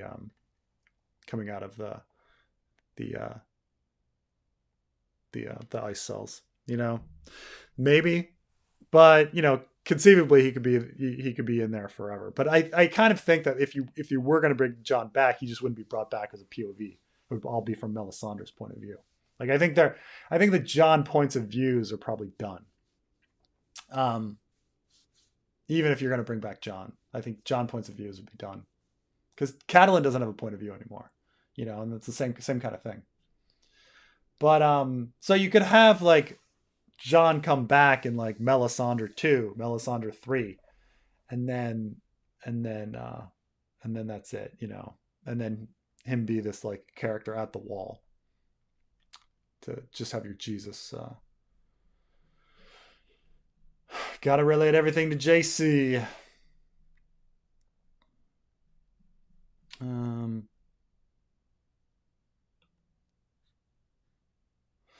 I would like to write some poems and songs for your writers to use in the fanfic. How could I do that? What's the best way to submit? Yeah, just send them to Sweet Robin's fanfiction project.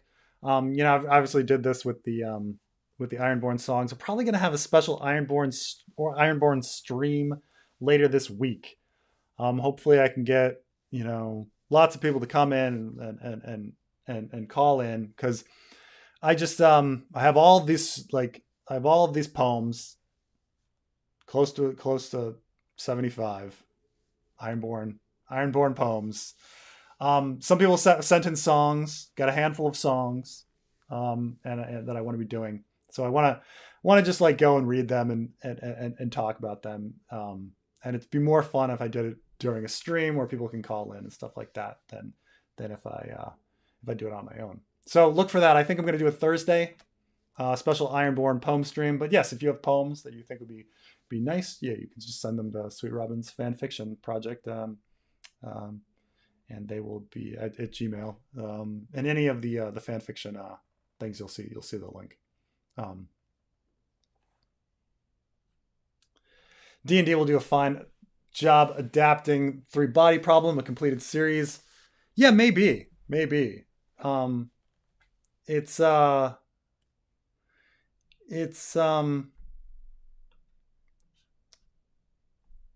let me think here. Hold on a second. I've been distracted by something else too.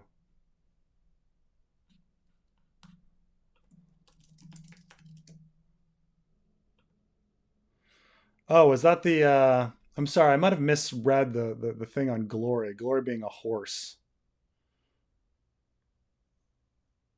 So yeah, he's got Jaime Lannister has two horses, Honor and Glory.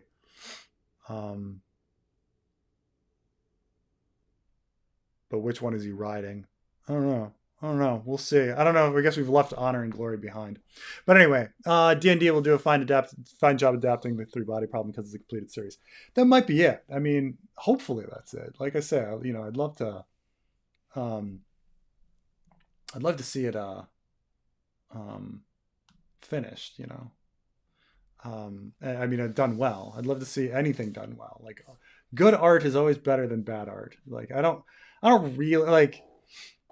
I don't know if I really have any negative feelings towards D&D. Like,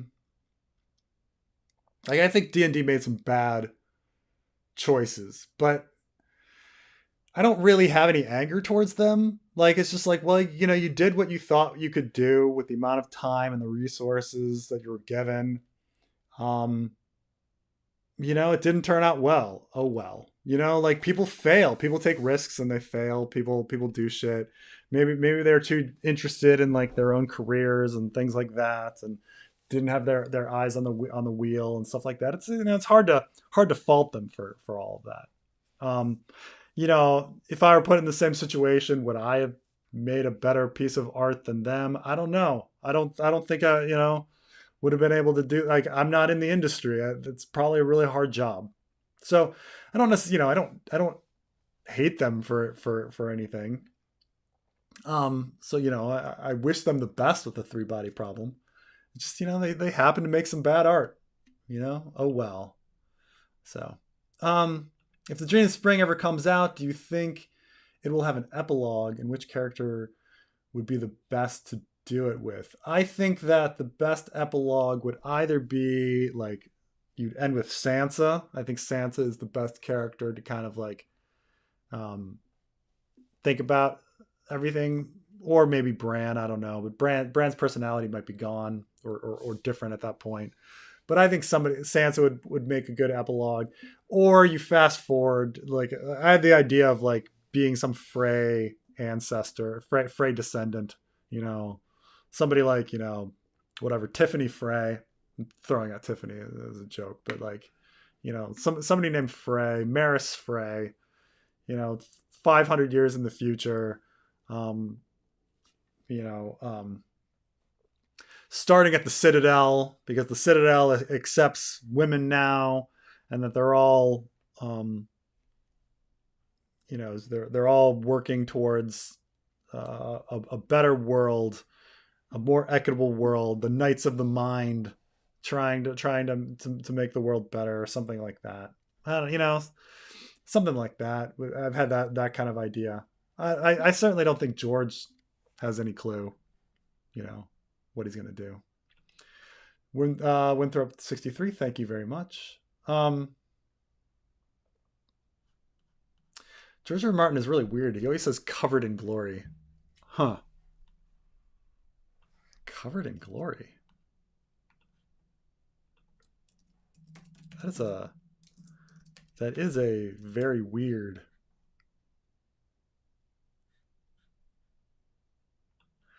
Doubtless he'll return with the hound's head gloating and covered in glory.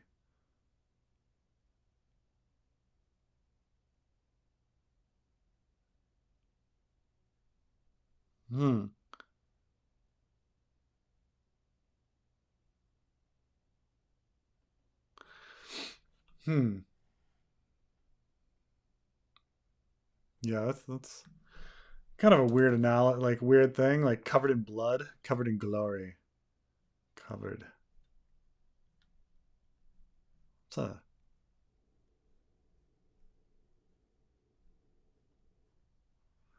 Hungry for glory. Robbed of golden glory. I'm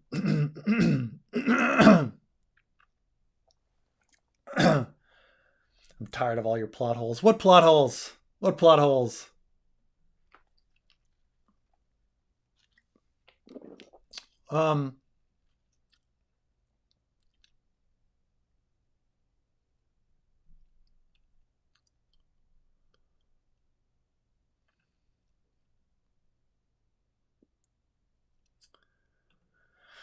I repeat, glory, I think, is sugarcoating the horse. Battle, it's propaganda tool. Honor is more like an individual's achievement. Yeah, I mean, I think both are they're similar, and I think you're right, but I think both are propaganda. Like, I think glory is the propaganda of everything going, like what you're going to get out of war is going to be great. It's going to be golden glory. You're going to have wealth and everybody's going to love you. And rather than actually going to war gives you a bunch of fucking trauma and you might die. And then honor is like play by the rules, and everyone's going to love you. Right? Like do the honorable thing. Play by these rules, and like everyone's gonna think you're a great person, you're obedient. And so I kind of think that they're both propaganda tools, to get people to act a certain way.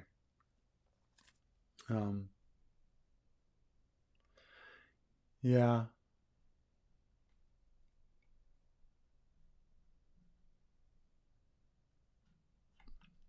China is facing a demographic collapse. The birth rate is very, very low. Yeah, I mean everybody's facing. I mean, I don't think it's really that big of a deal. Declining population being the biggest problem with China? No.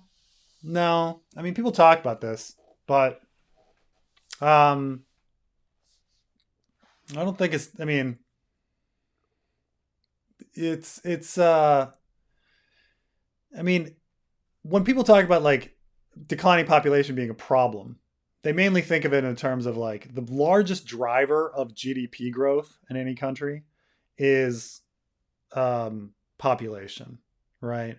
And then sometimes they bring up population because they talk about like a social security system and needing to be able to finance stuff for people.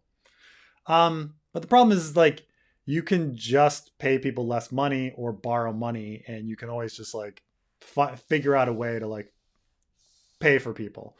And as for like adding to GDP, like GDP growth is kind of like it's just this assumed good in economics that kind of comes from nowhere. I mean, GDP is already kind of an abstract, dumb concept that the creator of GDP was eventually against like GDP as a concept. It's a silly concept to try to quantify the value of your goods and services, because you're like, well, what is that? You know, um, how can you really quantify that stuff? Like, a computer that cost $1,000 in 1990 is worthless today, and like a computer that we have today would be of infinite value in 1990. Yet we don't think about us all walking around with infinite value like computers. Like, they're just computers. They're $1,000. Price equals value, kind of like circular reasoning nonsense of economics. And so, like, okay, like, say you don't have GDP growth. Lots of countries have slow, no GDP growth. Japan had no GDP growth for like 20 years, and yet life still got better for everybody, and everybody kind of existed and stuff like that. So like, like, I don't know, like, try to, besides like a social security kind of situation, like, why is a declining population a problem for China? Like, really, like think about it. Like, why is the reason? Like, yeah, if you're some classical economist, they're like, well, you need 3% GDP growth or else that's bad. Well, why is it bad?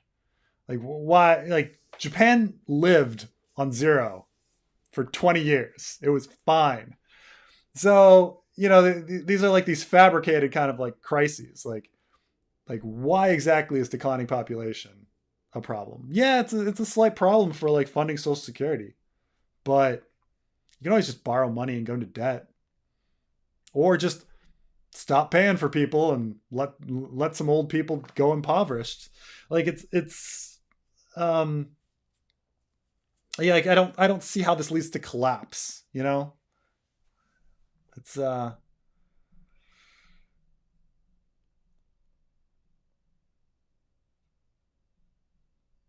um Jesus didn't stay dead for 3 days. He rose on the third. Yeah, this has to do with Roman counting. So like, yeah, I always thought it was funny too, because he like dies on Friday afternoon and like is rising on Sunday, and it's like, that's, you're like dead a day and a half. Like, dude, that's not 3 days. But it has to do with like Roman counting is inclusive. So like, if you count to 10 in Roman, that's 11. I know it sounds really silly, but like, or like, it's not as simple as counting to 10 being 11. But they'll say like, if you in Roman writing, if you say like in 3 days something will happen, it means in 2 days, because you're like, today is a day, and then tomorrow is a day, and then the third day is a day, and so like counting stuff is really kind of off and weird, and um like the Romans were horrible at math, but it kind of comes from that. Like, Jesus was dead for 3 days. Well, he rose on the third day. In a Roman sense, he was dead for 3 days, because you count the day that you're on. In the day he was dead was day one in its entirety.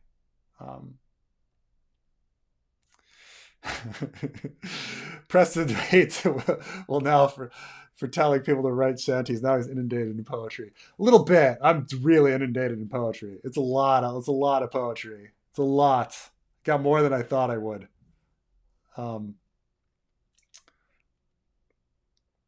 um, Messed up my super chat. Whoops. I'll find you up when Thorpe. Tyrion often thinks someone is likely to take out his tongue. What if he actually loses his eyes? Whether chemically burning, physically gouging, or biological grayscale. Maybe it opens his third eye. Even better, knowing what people are thinking, lying. Um, the yeah, people talk about like Tyrion losing stuff, and the like his tongue or his eyes or something. But like I say, like the the appeal of Tyrion is the fact that he's this voice who's going around saying funny stuff. Um, that's what George like wants to do with him. The problem is like, when if he becomes like, loses his tongue, he loses his function as a character. Like, you know, it's like saying like, what if uh, J.J. Walker in Good Times, like lost his tongue and he can't walk in and say dynamite. Like you can't like that's the whole function of his character is to do that, right? And so like Tyrion, he's just too useful to in like seeing things around him and then making some sort of clever observation about it, right? And saying something clever. George loves that too much. And so, in a sense, like Tyrion has so much plot armor because he's just too useful to George, right? Um, yeah, like don't get me wrong. Um, I think it would be really cool if Tyrion lost his eyes or like lost his tongue or something. That would be really brave for a writer to do. It would be really difficult to write. I mean, Arya has one chapter where she's blind, and it's a really cool chapter. I couldn't imagine like the entire story being done like that. It would probably be very difficult for George. He would probably like run into a wall with writer's block, like constantly trying to describe like her point of view without sight. Like that would be really exhausting. You know, fun for one chapter, but like for a writer to do that in an entire book, that's work. That's real work. So like I love the idea. I think it's brave. I think it would be really cool. Don't think it's gonna happen. I just like it's just too it would make writing too hard. It would make it too hard. George would never be able to write another Tyrion chapter. Describing everything. Um, uh,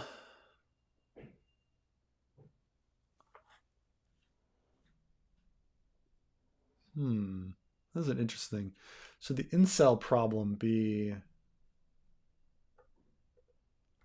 taken more seriously?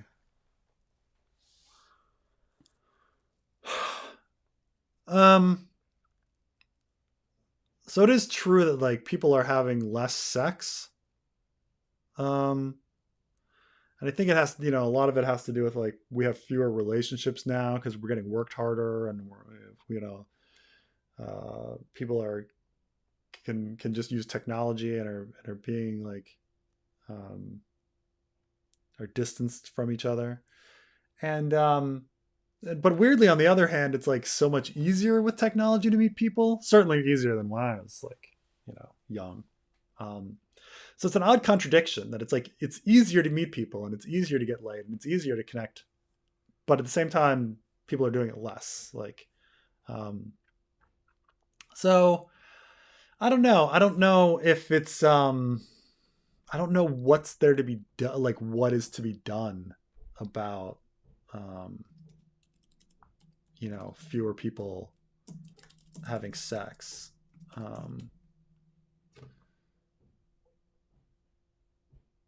So I don't know. I mean, it's definitely weird, and it's not how we all kind of like saw the world. Like we kind of all saw the world as hello, hello, hello, hello. Hello, hello. You come in on the sex questions. What are you trying to imply here? What is going on? What are you trying to imply? I'm saying, you're a young guy. You're a very sex oriented guy. Oh, who told you this?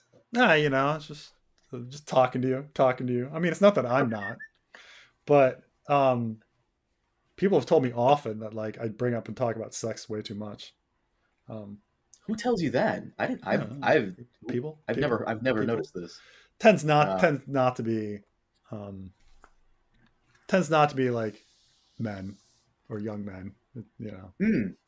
But but an interesting interesting idea like why people are having less sex and is it going to be a problem and things like this. I don't know. I don't know. I It's mean, the internet. It's making everyone act like fools. It's making everyone be kind of mm, dumb. Also, should the incel problem be taken more seriously? I mean, uh, the one problem you have to really think about that people should be taken seriously is how these young men are being raised by their parents to be assholes and weirdos who can't like have social interactions. Like women will fuck you. You just have to shower, not be an asshole, and respect them. I mean, it's not that difficult. It's not rocket science. No, I mean getting laid. I mean, obviously, if you keep your spirits high and your standards low, anyone can get laid at any time. Like at any time. Like there is someone willing to have sex with you, no matter who you are, right now. It's just it's pretty easy. It's just having sex with someone that you want to have sex with is like the other thing. Like maybe like the internet gives us and like pictures of beautiful models gives us impossibly high standards and things like this. I don't know. Uh, but it's very easy to get laid. It's very easy for anybody to get laid. You just go out and choose it. Just go out and like. I wouldn't go that far. Like I said, I used to work with these guys. We had this one kid who was working with us. He just had like this Bin Laden beard, and he just smelled bad. And we took him aside because he works with us. It's a fucking problem. We can smell you from across the room. We took him aside and we talked to him. He shaved, he showered, he wiped his ass correctly. He got laid. I mean, it's really all it fucking takes. It's just I mean, there's just a lot of people out there that'll there's honestly a huge segment of the population that will have sex with anybody. There's a huge segment of the population that is like that, and you just got to find them. I mean, I'm not saying they're good looking, but there's a huge segment of the population that will have sex with anybody. But so I don't know, like incels, like there's other things going on. There's other like social issues, social anxiety, high standards, like inability to meet people, stuff like that. Like it's very easy to meet people. Oh my God, crazy with the internet. It's very easy. Also, before I say this, I want to say this to the audience. But before I say it to the audience, I want to say this to you. I want you to know I love you. Okay, before I say this. Thank you. I love you too. Don't ever listen to Preston on dating advice. I'll tell you why. Preston has it made. He's a good-looking guy. He's tall. He's got a good job. He makes the money. Already, women are sliding off their chairs when they talk to Preston. Don't listen to him. He's got it made. He's got it going on. But for those of you who are like goblin-looking dudes with no money and are losers, just honestly, shave your Bin Laden beard. Take a shower. Try to have decent, interesting conversations, and you'll do better. I mean, keep in mind that I didn't really get very good at the dating thing until I was like in my late 20s, 30s, I didn't have sex until I was 20. Didn't really have a real girlfriend like for a long period of time until like after college, so I mean, like, it's not just about, and keep in mind that like when I came into my own, like I was much worse looking than when I was in my late teens or early 20s, when I was probably like the best looking of my life, so like there's more to it. Like, I just like think so. Yeah. I mean, I'd screw stuff up. I would just be like an idiot. Like, we're men. We all screw stuff up. That's just us being guys, not being able to read shit and screwing stuff up. But like really, not knowing how to meet people, not knowing how to meet people, having weird ideas and standards about who I wanted to be with, having a horrible personality and screwing stuff up, like not listening, like that's one of the best. I give this like you want like Preston dating advice. First of all, I have the best fucking dating advice. Okay, the best fucking dating advice. Okay, all right. I will tell you. Okay, I will tell you the secret to women. Okay, the secret. It's probably not just women, but probably the secret to dating comes down to 2 freaking words, man. 2 words.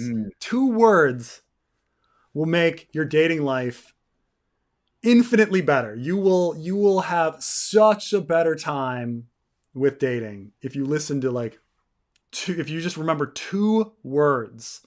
And you've got to if I just tell you guys what the 2 words are, you will not appreciate it. So I'm going to hold on to those 2 words and get to them later. But you will know when I reveal these 2 words, your dating life will be better. Will be so much better. Yours too, Carmine. Everybody's. Hmm. Um, uh, how do you process the handling of Dark Tower IP as produced for the 2017 film of the same name? Oh gosh, I guess rewrites and stuff like that. Um, I don't even think the Dark Tower movie is horrible, but it has no resemblance to the Dark Tower series. And the Dark Tower series like had a wonderful, sad, dying Earth feel to it, and a sad, dying personality of Roland. You know, like that was the wonderful thing. And then the weird, interesting characters of that are in his party. I do really like the Dark Tower as a series, even though it ended pretty weak. It's still an incredible achievement for Stephen King, and I think the best thing he's ever written. But so I mean, it's sad. It's sad. I don't know. I mean, it's not a horror. Like it's kind of a forgettable film, I guess. The Dark Tower movie. Did you ever see it? Have you ever read Dark Tower, Carmine? Uh, I wanted to, but then I was like, "Oh, movie's coming out," so I'll just watch the movie. And if the movie's good, I'll get into it. And then that fell apart. No, no, no. Yeah, it's Wait, hold on. Before you continue on, what's the two words? Oh, I mean, I don't know if you're really gonna appreciate it if I reveal it What the? this early. You hyped it up. What do you mean? You got to tell Yeah, us I know, now. I know. It's I'm just saying that like when you know these two words, it's almost like you go from like not getting laid at all to getting laid all the time. Like it's you go from like never having a girlfriend to having a girlfriend, like being a girlfriend guy, where you have like a straight like when one girl relationship ends, another one begins. Like it's that like revolutionary if you like understand these two words. But Okay. we'll eventually get to it. Um, what will happen to Justin Massey? Any chance he goes to Essos, gets Edric Storm, hires sellswords, and Stannis' money to invade Westeros? The funny thing about Justin Massey is I would love that to happen, and it's fun to think about. But the thing is, it's an impossible feat. Like Stannis tells him, like get 10,000 sellswords, and like there's no way like all the sellsword companies combined, except for the Golden Company, don't amount to that. Like you can't do it. Um, and so it's like, this is Stannis serious? Or he's just trying to get rid of Justin Massey. Like, you suck. Get out of here. Um, uh, kind of situation. I don't know. Because he's supposed to like go get the money from the Iron Bank, and then hire those sellswords. But like, what's the real deal? Like, what is he really getting out of it? And we have to like go back to because like is Stannis in that moment really thinking like, what I need is 10,000 sellswords, and that's going to change my fate, even though I'm about to freeze to death. I'm about to go into battle tomorrow. Um, like what's the point of Justin Massey?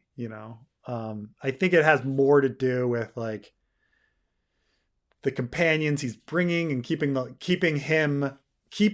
taking fake Arya away, because like fake Arya, like if people realize she's fake, he loses his support. Delivering Mormont, to the wall and stuff like that, because it's just or like Massey arriving with this like letter and this mission, how that's going to affect people. I think it's more about that than Massey actually getting to Bravos, and doing anything, because he does get Theon out of the whole thing, right? And like Theon is important, and he's more important in that moment now than like the abstract like getting money and like buying sellswords, which is way on the horizon. It would take forever. Like Massey he travels to Bravos. That's going to take a couple weeks, and then he gets the loan from the Iron Bank, and then he goes around, has to collect sellsword companies, 10,000. Like that would take like a year. Like like it's just insane. So I think Mass, like, we have to analyze like what Stannis is really wanting from Massey, um, and what he's really doing in that moment. Because I don't think it's really about getting sellswords. I think it's about like, getting rid of Massey and getting and like dealing with fake Arya and Mormont and like affecting the Wall and the Wildlings and things like that.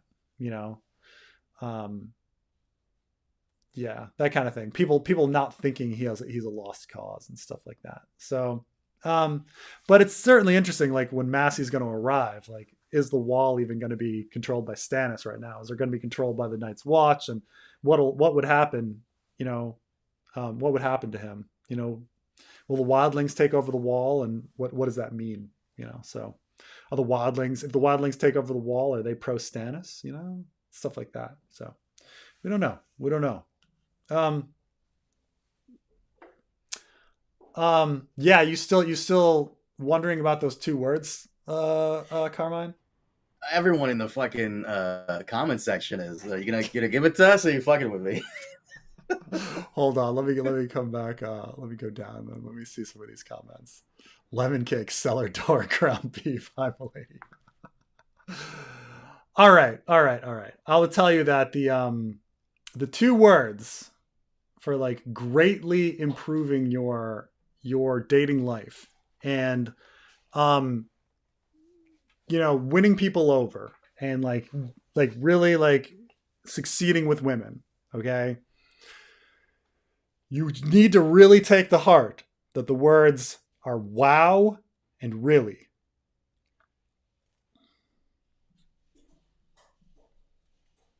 Do you understand what I'm saying? That's it. Yeah. Yes, I do. I think there's do you watch Always Sunny in Philadelphia? I watched the first 5 seasons, but I haven't seen it since. Fuck, there's I've seen a couple episodes. There's one character, Dennis. Dennis figured out the way to get in bed with younger women, with millennials, is just Oh, to I did repeat see that everything back episode. to Yeah, them. yeah, yeah. Yeah, it's that, like, it sounds like that. That sounds like that advice. No, but it really is like I would say that um it really gets into the psychology of stuff because I think one of the big problems I had when I was young is that you're viewing dating like a job interview. And in a job interview, it's all about you talking and saying everything about your life to impress the person so that they'll like hire you. And that's not how dating works. Like dating has to do with like connecting with people and someone feeling like they have a connection to you. And when people feel like, and sometimes you're thinking, well, if I explain something about myself, that someone's going to find something to connect to. And it's more the reverse. It's more that like people feel connected when they tell a story to someone. And it doesn't even have to be like a positive story. In fact, I think there's psychology stories about like if you have a bunch of people like they paired off like students and had them like tell a story, and like one group was like painful stories, and like after the group, like out of a group of 100 students, like four relationships ended up out of that because like people brought up some painful memory and the other person brought up a painful memory and they talked about it and they connected. It's a lot about like revealing something very personal and letting someone reveal something personal, and then they feel connected to you, like even if you're just standing there and listening. And so like wow and really is about like if you're on a date, you got to make that like talking relationship like 65% them, 35% you. You've got to like listen because like someone like me, I just talk and I cut people off and it's me talking all the time. So you can understand like why I was so unsuccessful early in life. My personality got in the way of things. And when you hold back and you like stop and you listen, it's the thing. I have a joke that I often say. I go, I'll be like, women are all the same. They're only interested in one thing. Women, they just are only interested in one thing. And then like, this gets rise out of people and they're like, what are you talking about? What's that one thing? What's that one thing that women are interested in? And I go, someone listens. And like they're usually the response is, well, yeah. Like they're only interested in one thing. Women, because they're expecting something like, oh, women are only interested in money or something, right? But the joke is like, no, women are only interested in one thing, someone that listens. And that's like, it's so true. It's so important and it's not women, it's people. People love when people listen to them. And so that if you can just stop and like step back and let somebody else talk, and wow, and really is simplistic because obviously it's about listening to what somebody else has to say and then having a follow-up question, follow up. If they say, oh, I really like, flying kites. Flying kites, like, what do you mean? Tell me about flying kites, like, I've been thinking about your kite flying that you were mentioning. And one thing I thought about was this and this and this, but it's always about them. It's like I'm hearing what you're saying and I'm talking about you and I'm reinterpreting you and let it be about them. That's the success. It's wow, wow and really is the simplistic form of it, but it's about being a good listener, hearing what other people have to say, responding to what they have to say, letting them feel like they're opening up. And once they feel like they've opened up, they feel like they've connected to you, so that's it. I don't know. Helpful at all, Carmine? I already do that. I figured this out like eons ago, and you're right on that one. People like it when you listen to them. For some reason, I have this ability, or maybe I don't have this ability, and then this is just people being people. Whenever I talk to someone, within like the first 20 minutes, people are just telling me their life story, all these like dark secrets. Like, oh, like people just want someone to listen to them. You're 110% correct. And I will tell you that there is a success. So a lot, like I'm a pretty in my personal life, I'm a pretty offensive guy, and I'm an oversharer, and I make inappropriate jokes and things like this. This is like who I am. And Carmine, you're a bit of this person too, but there's an advantage to it. I'm talking about the advantage of why the person that says inappropriate jokes and overshares and stuff like this, how that's advantageous. And it's advantageous in that when you say something offensive or if you overshare something, you put the other person at ease. Now, no matter what out of their mouth they say, it's not going to be as bad as what you said. So they can feel comfortable about being open, And so like, I think probably, Carmine, the reason people share with you is that you're saying something outrageous and then they're like, oh, I feel comfortable with this like outrageous person. But this is why like outrageous people have lots of friends, and it's not it's not that they don't offend people, but it's like they make people feel comfortable because now I can say whatever because he's already said like, we should kill all Canadians. So like no matter what I say, like I'm not gonna, I'm fine because I'm not going to offend anybody. He just said we need to kill all Canadians. I can talk about, That is actually very, very true. Nick Hodges actually echoed the same thing you said back to me years ago. He goes, "Mate, I got you covered now. I know why you say all these ridiculous." I'm doing a British accent. I know why you say all these ridiculous things, and it's because I'm like, damn, Nick. All right, Nick. Yeah, you and Nick got me down pretty much. Yeah, that makes a lot of sense. But of course, there's balances. You get into trouble, but it's different strategies. Just curious, what's your opinion about UFOs being aliens? Nah, I don't think UFOs I don't think aliens have visited us. Obviously, I think aliens exist. Yeah, obviously, I think that the galaxy, the universe, is filled with life and filled with intelligent life. I would even say it's filled with spacefaring life. However, the distances are very large, and we're probably not that interesting. And I don't think that if they are going to come, it would be in our lifetime. That's, our lifetime is a very small slice in the history of time, even the history of like stars. Like our star is supposed to last 8 billion years, and we're about halfway through. But there are other stars that last, 100 billion years. So like even in the history of like the the galaxy and things like that, like we're like the chances of UFOs like coming in our lifetime is so slim that I don't buy it. I don't buy it. So, sorry. I think any UFOs are maybe some sort of like military craft or something, but ever seen Wall Street? Greed is good, Michael Douglas. I've seen both Wall Streets. Wall Street 2, I forgot immediately, but I have seen Wall Street, and it's odd because like the movie is so much Charlie Sheen being kind of a weirdo, and the Michael Douglas stuff is like very salient. I get it, but it was also like of a time, and so it's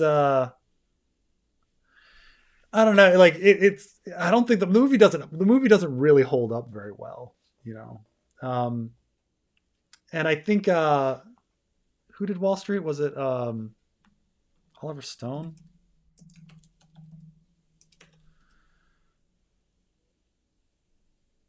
He yeah, Oliver Stone. I think Oliver Stone even admits that like when he made the Michael Douglas character, he was supposed to be a farce, and yet like people took it as like a real person, and like and wanted to emulate him, and he's like, "Oh my god, this is like ridiculous." Like I can't believe that happened. But uh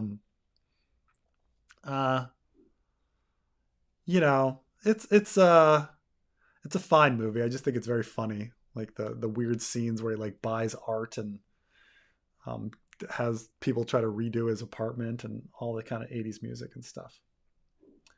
Um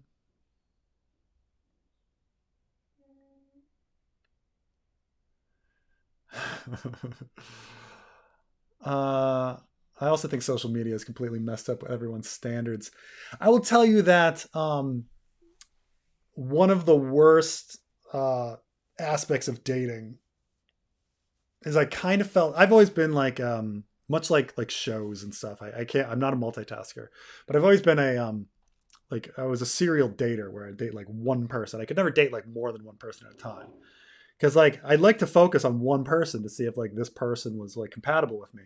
But it was weird like running into people that were dating like 4 or 5 people at once. Because I was just like, so you don't really get to find out what anybody's like because your attention is on a bunch of different people. It's like trying to watch 4 movies at once, like you're not going to really understand if any of the movies are good.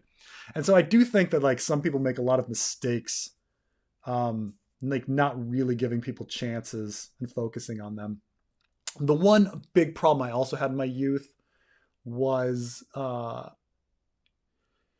you find something that you think is a problem and then you're just like, well, time to move on to the next person, rather than like communicating to the person that this is a problem and this is like something you can change and like and they can work on and you can go on, versus just like, oh, they do this bad, move on, so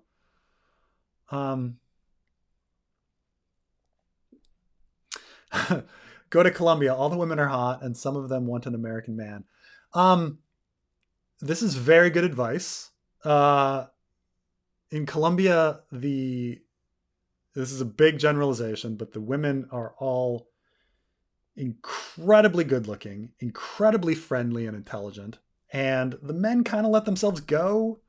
Um, and so like, uh, you get down there and like, honest to God, it's like supermodels, like super, like people that you're just like, oh my God, are like talking to you and like are genuinely interested in um, like meeting you. It's very, very weird.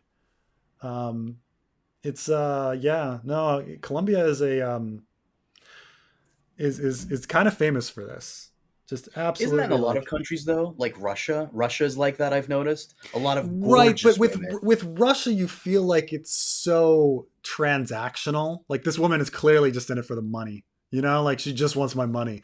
Like Colombia, like it's not just the money though. That's obviously an aspect to it. But you keep in mind that like they they think, you know, they do think Americans are exotic and interesting, and like they're interested that you have a job, and like that, you know, that you'll allow them to travel, and just you've seen outside of their country and stuff like this. Like, you're right, but it's just like when I'm in, you know, I don't know. There's also like Eastern Europeans all have this like too cool for school, life is pain kind of like veneer, while Colombians are like have this like like joy of life kind of veneer. I don't know if either one is legitimate, but I don't know. Big stereotypes, I know, but what else? um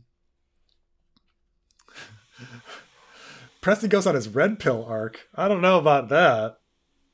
Um,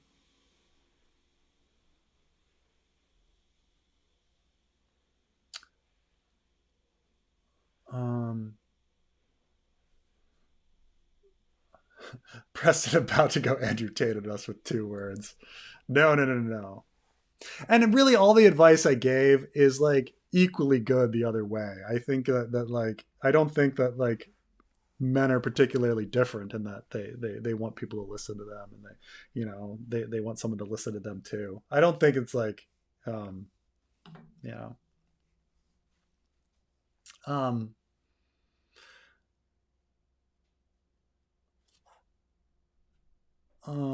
there is no incel problem. There is a problem with people overvaluing sex and romantic relationships. It's not the end all be all. I think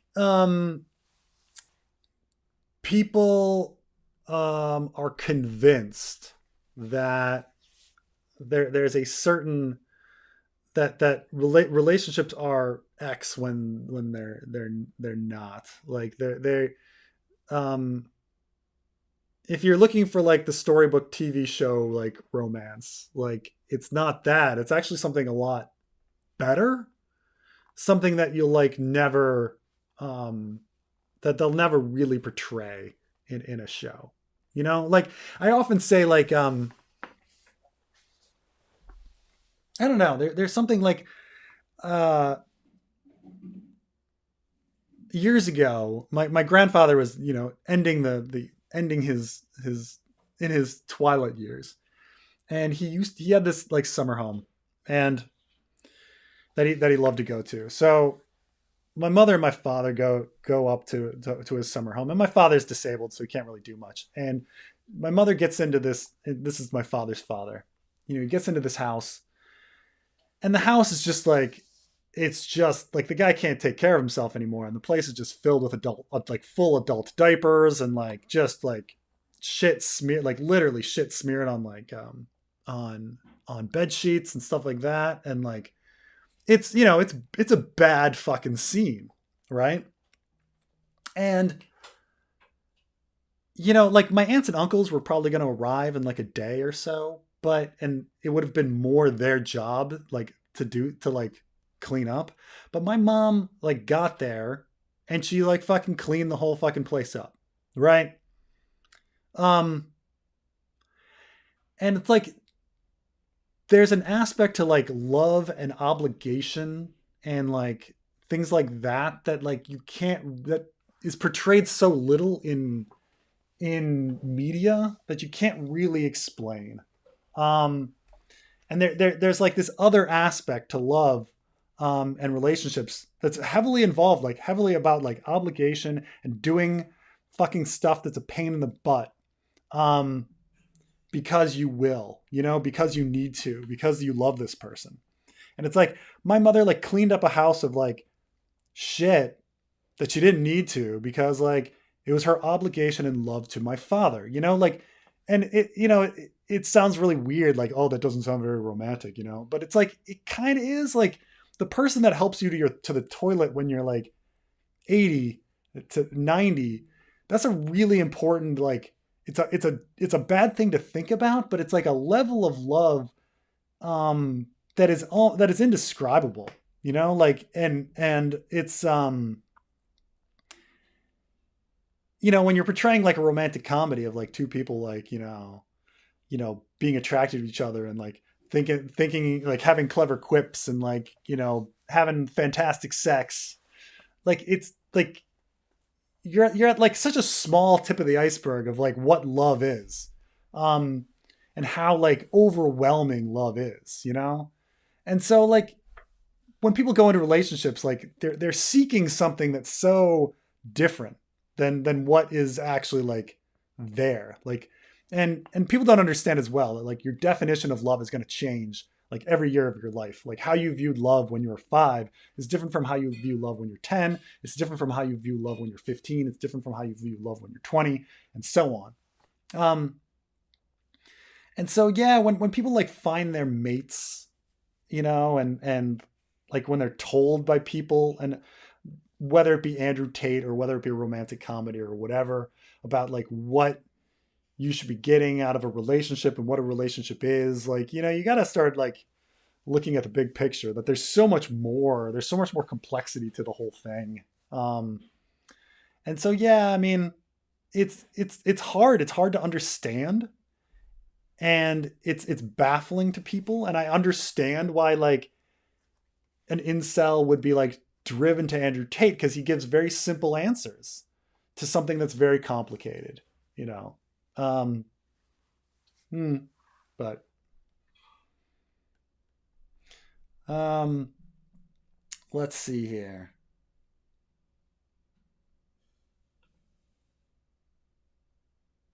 I'm way, way, way back in the two words thing. I'm running a Karl the Maid Alice Mormon fanfic titled "The Bear and the Maiden Fair." Nice. I'm having trouble with timing. When does she leave? When does she leave with Jane? Um, Here's the thing: is there is real issue with timing in that chapter, and I did a video called "The Timing of the Stab," which gets into like moon phases, and it probably goes beyond what George was thinking and stuff like that.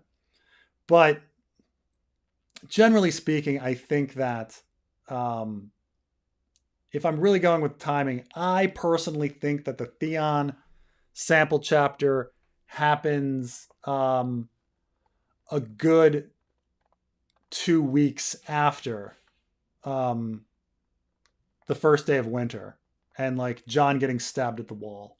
Like I think John is stabbed at the wall around the first day of winter, a few days after, and then I think the Battle of Ice is a good 2 weeks after that or so.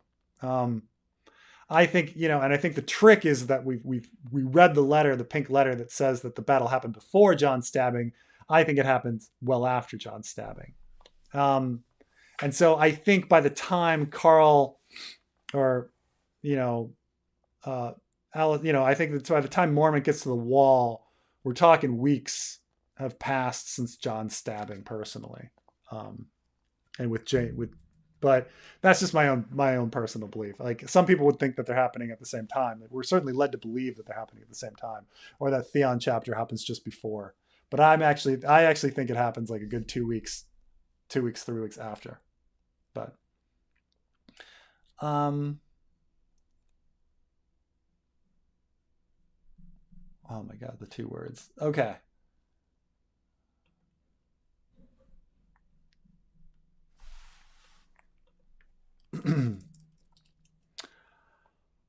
Ever seen Primer? Um, I That movie is crazy. I have seen Primer. Um, Primer is this by the way, this time travel story about like time loops and stuff, where like they're trying to like do some projects and realize that they need to kidnap themselves in order to force their like various events to occur and stuff like that. It's actually like you have to be in a very um good, like a certain mood, because it's a it's a slow kind of movie where it's not like entertaining. So you have to be like prepared to do like a lot of homework and to get through a lot of like scenes that are not exactly compelling in order to kind of like enjoy the entire story in the end. I think it's a fun. I think it's a worth it in the end, but it's not like good cinema. Like you're not going to be entertained. Like it's a very boring movie, you know. But like once you kind of like as a thought experiment, like if you go into it being like, okay, I've got time. This is not entertainment. Like I've got time for this like very fun, interesting thought experiment. Um, then I think it's like a great experiment, a great experience. But like I don't know if I'd ever recommend it. Like, oh, you got to go see Primer because people are gonna sit down and be like, I'm ready for a good movie, and I'm like, ah, I don't know if it's a good movie, you know. Um, but I think it's worth it if you have like have the time and energy and resources to like academic energy and resources like just like and will to like get through the movie to do it. Have you seen it, Carmine? Primer? No, I have not. I'll download it tonight. It's directed, written, produced, and stars, edited, and music by the same guy. Holy shit. Yeah.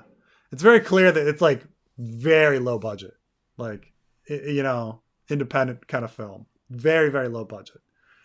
Um, uh, but it's get you know it's some interesting like head breaking timeline paradox kind of stuff, but it's not exactly like the most entertaining movie, you know. Um, Thoughts on Great Expectations by Dickens. It's been a long time since I read Great Expectations, but the these are one of these things like written in serial format, so they like don't have they just kind of keep going, and there's a lot of like wasted time. Um, but even it being that, it's like surprising how much closure and everything in the end. It kind of you know everything kind of comes together. But yeah, it's all right. I mean, what the big shock is about the husband being in the bed the whole time and the wedding dress and stuff like that. That's kind of all I remember from it, you know. Besides like Pip growing old and running into the same people he ran into when he was young. But keep in mind, like it's been read it when I was like 12 or 13. Um, but you know, some of those books are odd because they're not written with like a general idea about where the climax and how it all comes together in the end. And like for how it was written, you know, it does better than a lot of stories, but it certainly has flaws because it was written as a serial. So Littlefinger started in Goldtown in 289, makes his claim about Elaine even more impossible than you suggested. Did you notice this? Wonder if a mistake by George R. R. Martin or just a clue that Miranda knows. Yeah, so this gets into Littlefinger was in Goldtown in 289, and everybody should know that he was in Goldtown in 289. So Sansa's supposed to be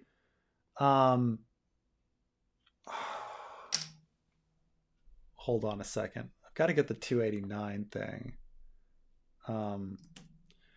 Because Sansa's supposed to be 13, but she lies and says she's 14 because she thinks Elaine should be a year older, but that kind of screws up like when I don't know if we actually know when Littlefinger arrived, but the idea is that like it could really screw up the timeline. It's like bringing up some old school stuff.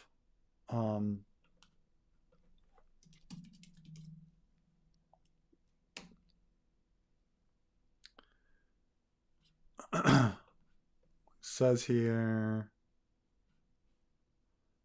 Tyrion 4.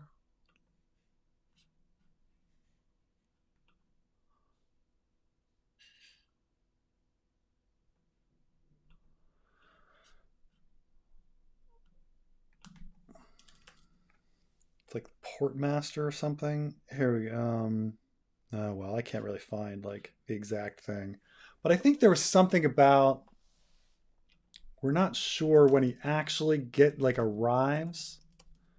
But theoretically, it's not smart for Sansa to be changing around the dates because she might he might screw up like his story that he's given out. Um, where is this? Peter here. Her Peter saw Peter appointed as the customs officer at Gulltown as a position he excelled at. So, but when was that appointment? Is the question. And 10 years ago, John Aaron had given him a minor sinecure in customs, where Lord Peter had soon distinguished himself by bringing in 3 times as much as any of the king's collectors. So the problem is, 10 years ago, like rounding issues, stuff like that. But yeah, the beginning of the Clash of Kings is 299. So the idea is that like around 289, he arrives in Gulltown. So like if he's telling people, crap, I mean, you're right that even he needs to be there 14 years ago. So by the time the feast happens, she's coming down the mountain.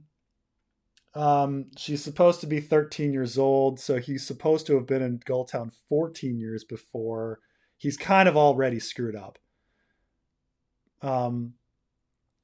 Like even if with Tyrion's rounding, let's say he's rounding down to 10 and it's really 11. He should, she should be, he's not in there too much, but then her adding another year makes it even more blatant. I think that George probably I think George was thinking about this, like at least by the time he did the coming down the mountain thing. I think like when he did Tyrion 4 or whatever, he didn't think about it, but like, yeah, I mean, I do think that like making her 14 years old is like, now you're out of the range of error. You're clearly not, like it was already suspicious, but her making herself a year older is now clearly out of the realm of like what's believable. And that, he outs himself. Yeah. She outs herself as Sansa Stark. Though I think like coming down the mountain, she outs herself like half a dozen ways over. Like obviously like not caring about a new High Septon, caring about John at the wall, like giving the wrong age, like that, these sorts of things, So I think it was completely intentional in that scene, that like it's one of the many things that like that Sansa does to out herself. And so, but like the fact that like even if she was the correct age, like it's still off. Well, maybe Tyrion was rounding and stuff like that. It's a little more believable, but one more year makes it even more unbelievable. So, da, da, da, da.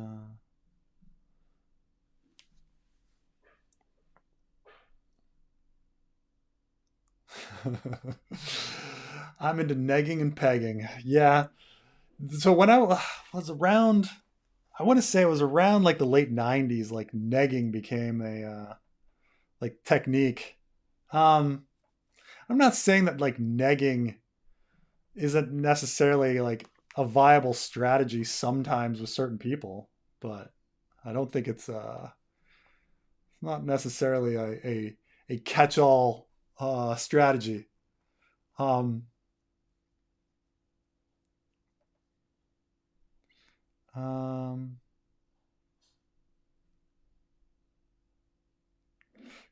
Preston promoting passport bro culture. I'm dying.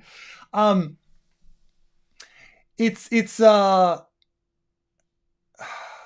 don't think there's anything necessarily like wrong with and I'm not even saying like bro sense. You can do it as a woman too. But I think that like it's like any commodity. Um what the price of one thing one place is going to be different someplace else, and that you can do better by going someplace else. Like this is just like a fact of life, you know. You can get a better job in somewhere else. You can find cheaper, you know, uh, um, sushi in a different restaurant in a different restaurant in a different country, you know, than if you're in New York City. There's definitely these aspects to like dating, um, that, you know, I'm not going to say like aren't really like true. Like you know, these you know, if you don't feel like, you know, you're valued in one place, like go to a different place where you're valued. I did once like, so one country that like people kind of always talk about being a place where you can just kind of go and um, be a rock star and everyone will love you, is the Philippines, right? So like, and um, I remember what, you know, you can one have the idea that like, okay, this is some loser in America, and so he goes to the Philippines to like find himself a wife. And yeah, in some ways, like, sure, you can look at it that way. But from another way, it's like to somebody in the Philippines, it's like, oh, you have a job? Because all the people that I'm around don't have jobs. And so like all of a sudden you look really ambitious and like put together because you actually have a job. Um, and so like how is your having a job not part of your personality, right? How is having a job not part of who you are? And like, you know, if you're in the Philippines, like, why should you be driven to like marry somebody that doesn't have a job, you know, just because you get along with them better? Like, you know, or like, why not go for the person that is relatively, you know, looks ambitious, you know?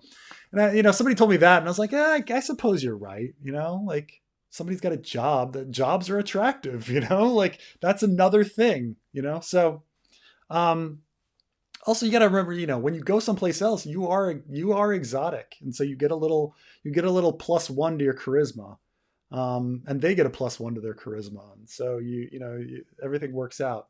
Plus one to your comeliness, and they get a plus one to their comeliness. So, well, you know, I'm not saying that like you shouldn't do these things. Like I completely am for free trade.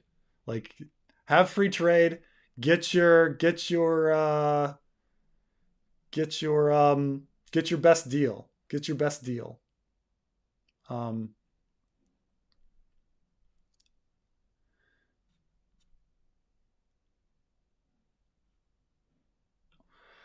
I feel like incel is oxymoron in most cases, and it's voluntary mostly. You're not going to get laid, and you're a straight guy, and you do what we all did, and get in the damn friend zone, then escape it. All that's true. Like I say, anybody can get laid at any time. Anybody can get laid at any time. Um, the oh, I like the okay, I'm gonna tell this like one joke from, oh gosh, who was the stand up? This is a stand up comedian who used to write for Cracked. His name was Adam Todd Brown. Adam Todd Brown joke, and I'm gonna tell this joke because it's more of like in a general sense. But Adam Todd Brown was telling the joke, and he's like, you know, I was watching The Biggest Loser, and on The Biggest Loser there was this, you know, 400-pound woman who's 40 years old, and she was like crying to people because she had she said that like she was 40 years old and she was a virgin, you know, and that's one of the reasons she wanted to lose weight, is because she had never had sex and people didn't find her attractive, and she's 400 pounds. And he's like, and the punchline was, um lady, you're not a virgin at 40 because you're 400 pounds. You're a virgin at 40 because you're racist. and and like the crowd was just like, oh, like oh, and he doesn't even like say it. He doesn't say like. But the thing is like out there are people that appreciate who you are, who are willing to have sex with you, and it's just about going out there and like doing that. I think being, having been like friend zoned, it's funny how like friend zoning comes into like the incel discussion. Um, Having been friend zoned in my life, like I can say that it's it's just one of those situations where like you kind of know you're in a bad situation, and yet you just kind of keep going at it, like you're in some sort of like addiction thing, and it's such a bad choice. I've seen some people like succeed with the friend zone, like they linger around long enough until the person changes their mind. I've seen it done. um it's not that the friend zone is hopeless, but it's your own choice for being in the friend zone. You kind of know you're in a bad situation. Why continue on? Just move on. Just move on. Like, it's as simple as that. Um, have you read any Stephen King books? Do you have a favorite? My favorite is The Dark Tower. I think I think it just has more thought put into it. George R. Martin. I mean, Stephen King is a weird guy because he doesn't think about themes. He just writes stream of consciousness. And he's very good at that. But I think he writes. I think The Dark Tower is him thinking a little more than stream of consciousness, and which is why it's a completely different writing style, and I appreciate it a lot. At least the first four books.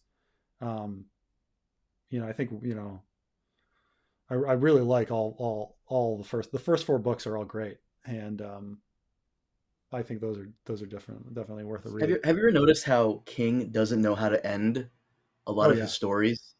Because like the ending to It sucked. Mm-hmm. I didn't like it. The ending to Under the Dome was trash. I didn't like it. Uh, oh, fuck, the one that's on the tip of my tongue. There was one, The Stand. Not a fan.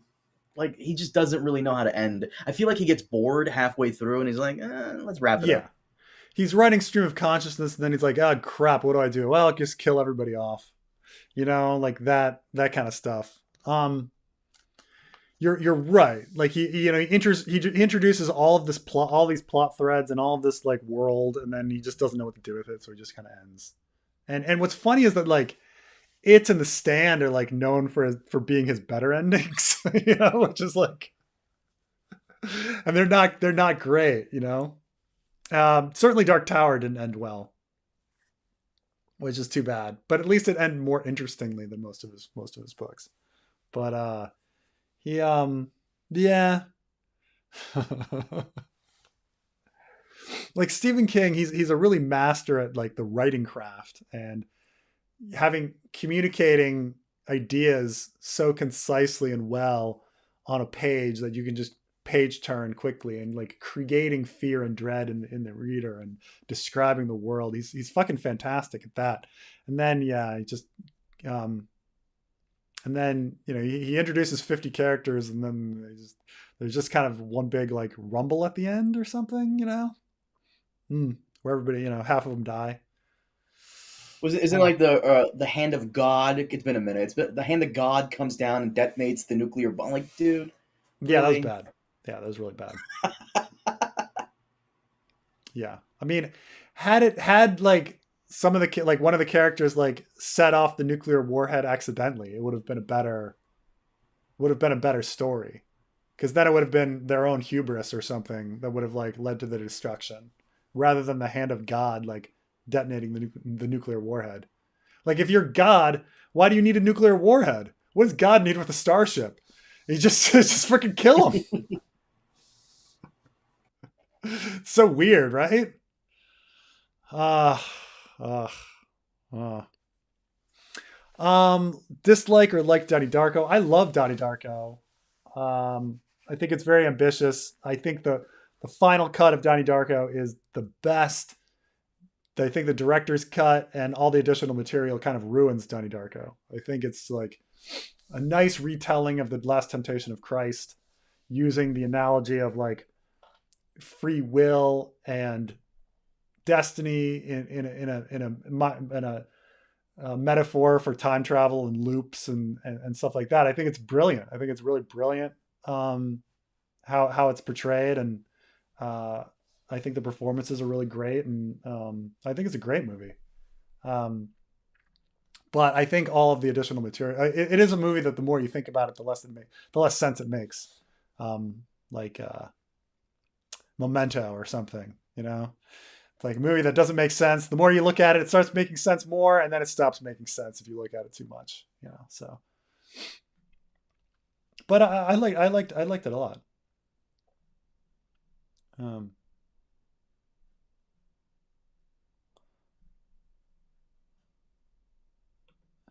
ETA on the next Hota chapter. He's my new favorite chapter.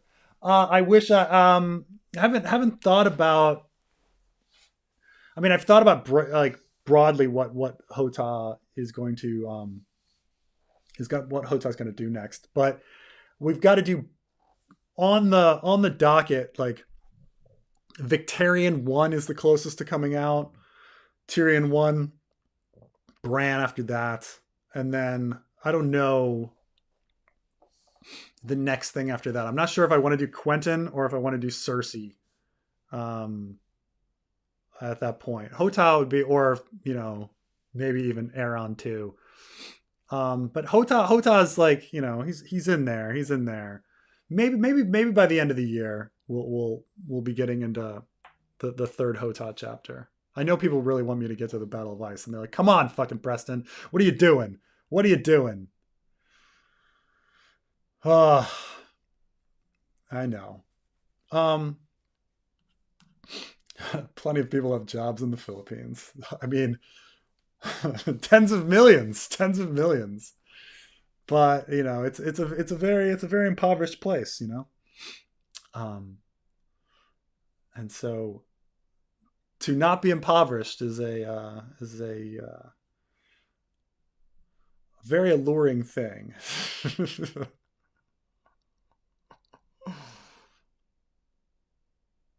um, Again, friend zone shouldn't be a thing. I have mixed feelings on friend zone. Like I understand that like um friend zone can turn into friends with benefits if you're not a creep. Um Look, there are two sides to friend zoning, okay? Like obviously one person is being really stupid and is thinking that like, you know, some people like complain like that the person in the friend zone feels like they're owed a relationship or something from somebody. And it's like, you know, yeah, that's completely right. That person is an idiot. However, on the other side of something, the person that's has the person in the friend zone, they're not fucking stupid. They know what they're fucking doing. They know that like they're getting all this like free affirmation leading somebody on. Like they know what they're fucking doing. They're not fucking innocent, right? So like it's like both parties are like both parties are bad. Like don't get me wrong. Like there's not innocence to it. Like you know, like no one's sitting there with somebody in the friend zone being like, "You're such a good friend to me." You know exactly what you're fucking doing to them. Like you know exactly what you're getting out of that relationship. You know you get a cheerleader who is like makes you feel good and like beautiful and loved and sexy at all times because they're sitting there like as a little puppy dog. Like you know, they're at fault too. There's plenty of blame to go around in friend zone situations, okay? So just fucking cut it off. Like cut it off. Like one person is being shitty for expecting something, and one person's for being shitty for giving the allure that something could possibly happen. You know? So like it's a bunch of shitty people. Like a friend zone is two shitty people hanging out together. So like, you know, don't, you know, I'm not going to say it's all the incels fault. Not naive here. If you could be a master of a musical instrument, what one would you choose, or do you already play one? Um, I play some musical instruments very shittily, but I mean, I think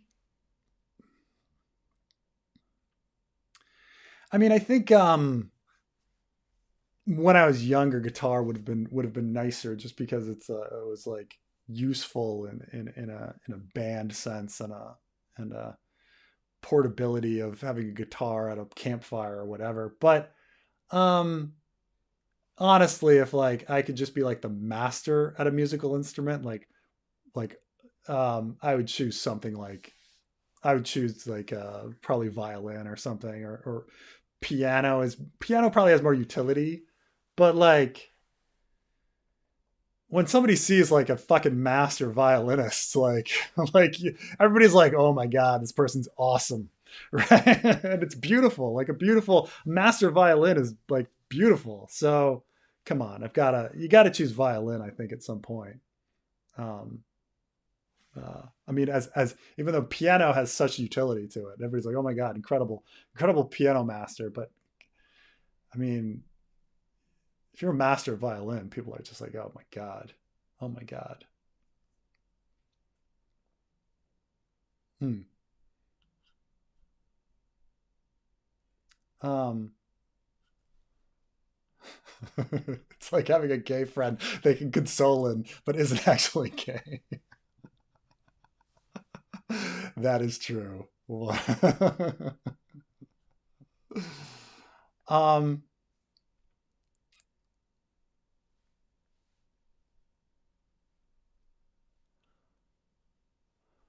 or hear me out. They want their relationship with a peer to be totally normal. Sure, sure. I mean, they might want that, but it's like they know what it is. Like when someone is digging you, you know that they're digging you. Like, come on. Like, no one's blind. No one's like, what? I thought we were just platonic friends. What? What? You had feelings for me this entire time? What? I mean, that happened never. That happens never. What, you know? Come on. Like, come on. Uh, ma- um, Made my way through the Thousand World Stories and your videos.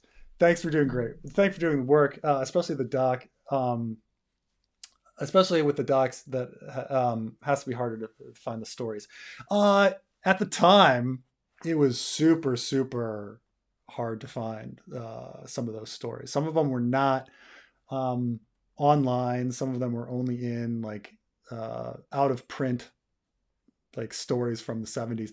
Now, um, since I did that, I mean, since I brought in some, but there's been a couple fans out there that after Thousand Worlds like went buck wild and found everything and compiled everything. And so they did much more work than I did. But I did. There was a point like there were a few stories where like I like transcribed the entire story into text, like because like I only had the audio or something, or I only had like the an old like book that like I could scan it and do like object recognition, but I was just like whatever, it's easier just to type it all in. So there's definitely some stories I did like that. Like the Runners, I think I typed out Men of Greywater Station.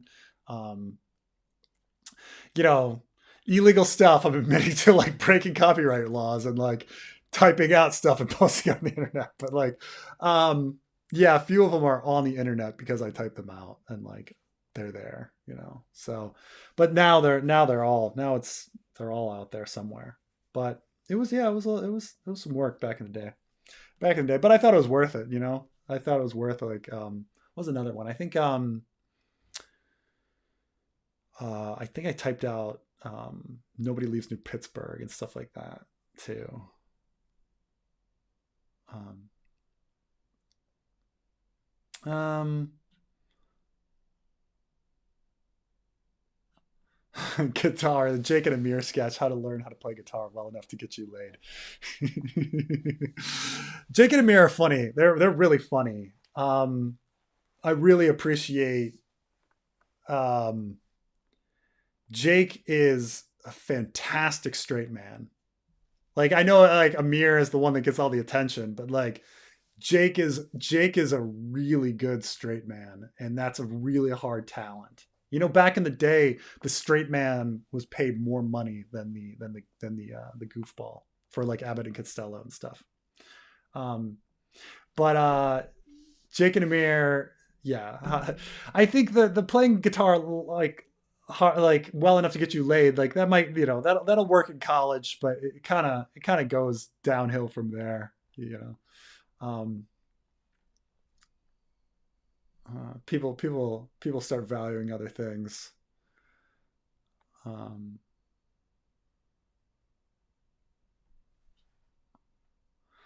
I'll always be a cello. Yeah, cello is probably just as good as violin. Um,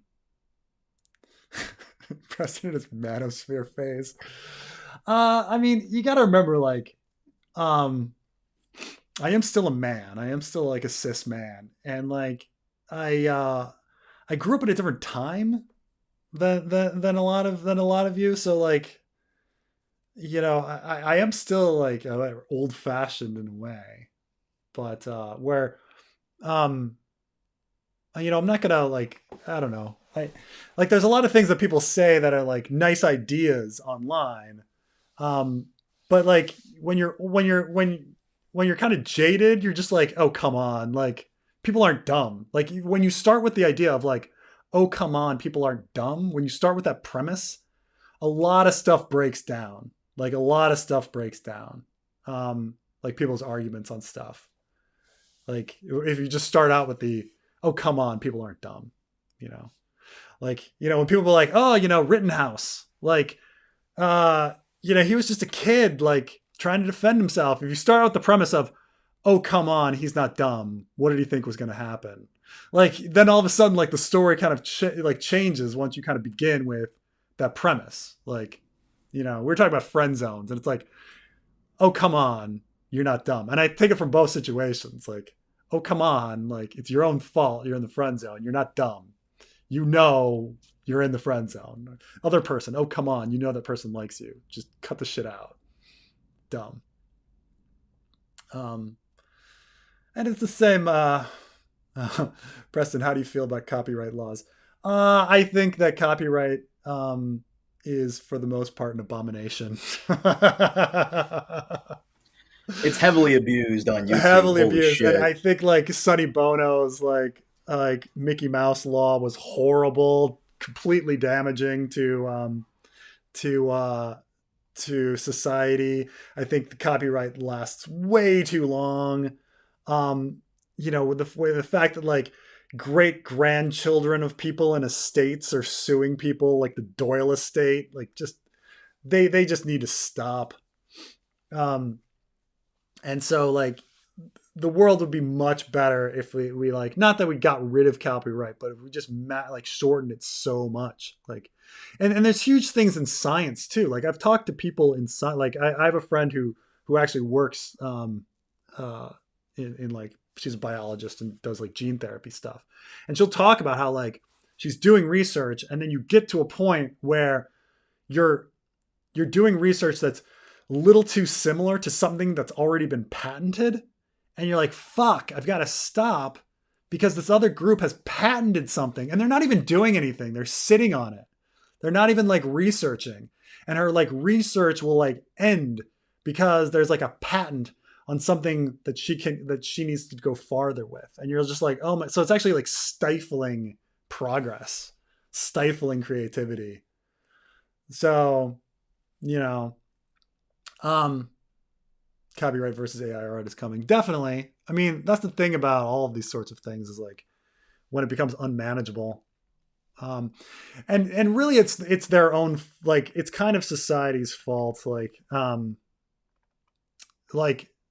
I remember when Napster was first on, and there was this discussion, like, is it stealing? Like, oh, like some people being like, oh, I don't know. I think like downloading songs on Napster is stealing. And it's like, well, the yeah, but you kind of made your own bed because you tried to make a whole bunch of money by making it like the music easily digitally like manufactured, and now you're upset that it's so easy to distribute that you've got to like then try to get the government, police, and all sorts of people to enforce something, like a problem you created, like you made it so easy. Um, like, you know, like imagine if you had, like, you're trying to sell ice cream and you just like are like, okay, I want to make ice cream like completely accessible to everybody. Fine. So we're just going to leave ice boxes everywhere around the city that you can just open and take the ice cream, you know? And that's my distribution system.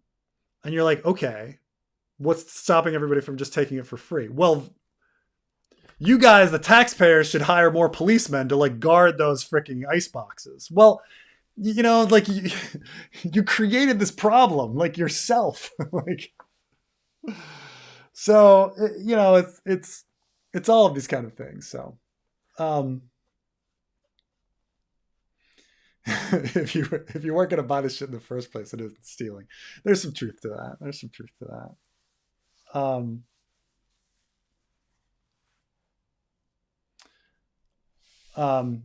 yeah, Napster was CD rips. There weren't legal downloads available. It's true, there weren't. And for a lot of the country at that point, like these CDs were just not even available. But it was all just like you want me to go to Tower Records and pay $18 for this CD that, you know, that I can just get on Napster, like, you know. Um, a thief is a thief. Well, the thing is like, what is ownership, right? So the thing is like the whole thing about like property is property exists, like the all of society is about like property being owned, and the reason you own something is not through declaration. The reason you own something is through like the threat of violence, right? Like you own something and somebody can't take it away from you because there's a system in place with police who threaten violence on the person for like taking it, right? So like that's all property ownership is. It's not like I'm against property ownership. You know, I'm fine. But like it's but you know, you have to recognize that if you're going to make your property ethereal and everywhere, that like an extra step has to be made to enforce the violence of like property ownership, right? Like yeah,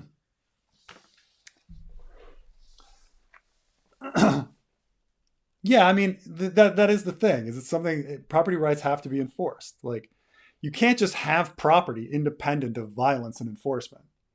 And so if you're going to create a system where your property is just everywhere, like imagine like I like, you know, it's not that bad, but like, you know, it's like I'm dumping my property everywhere for anybody to pick up easily, and then I'm like wagging my finger at everybody like, oh, you're a thief if you pick it up. Like, ah, yeah, you know. So I don't so I don't think it's as easy as just like a thief is a thief. Like, you know, I mean, and that's even the thing. Like, they're using the system to declare that I own a song. Like I own these notes, this combination of notes. Well, why do you own the combination of notes? Well, because I've lobbied the government to make a copyright on it, and therefore it is mine. Okay, but I've you know, I can easily just take your notes. Well, you know, now I've got to like have you pay taxes to enforce the fact that like, you know, I own those notes. So, you know, it's there's just some weirdness that doesn't like sit well with me, you know, because this stuff, you know, it's like not like these copyright stuff existed like 100 years ago, you know, to the same degree. Yeah, this was like an active lobbying of the government to change stuff. Um, Copyright is the best example of why Friedman sucks.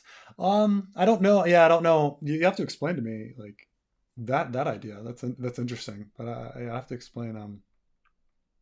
Yeah, I was ripping CDs at 12. It was far too easy. Oh, definitely, definitely. Um, um, if you don't pay artists, how long do you expect them to publish their art? Depends on the art.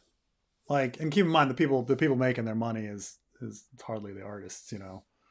Um, I mean, garage bands are everywhere. Like people make art constantly. People make art for free constantly, and people make money through like going shows and concerts and things like that.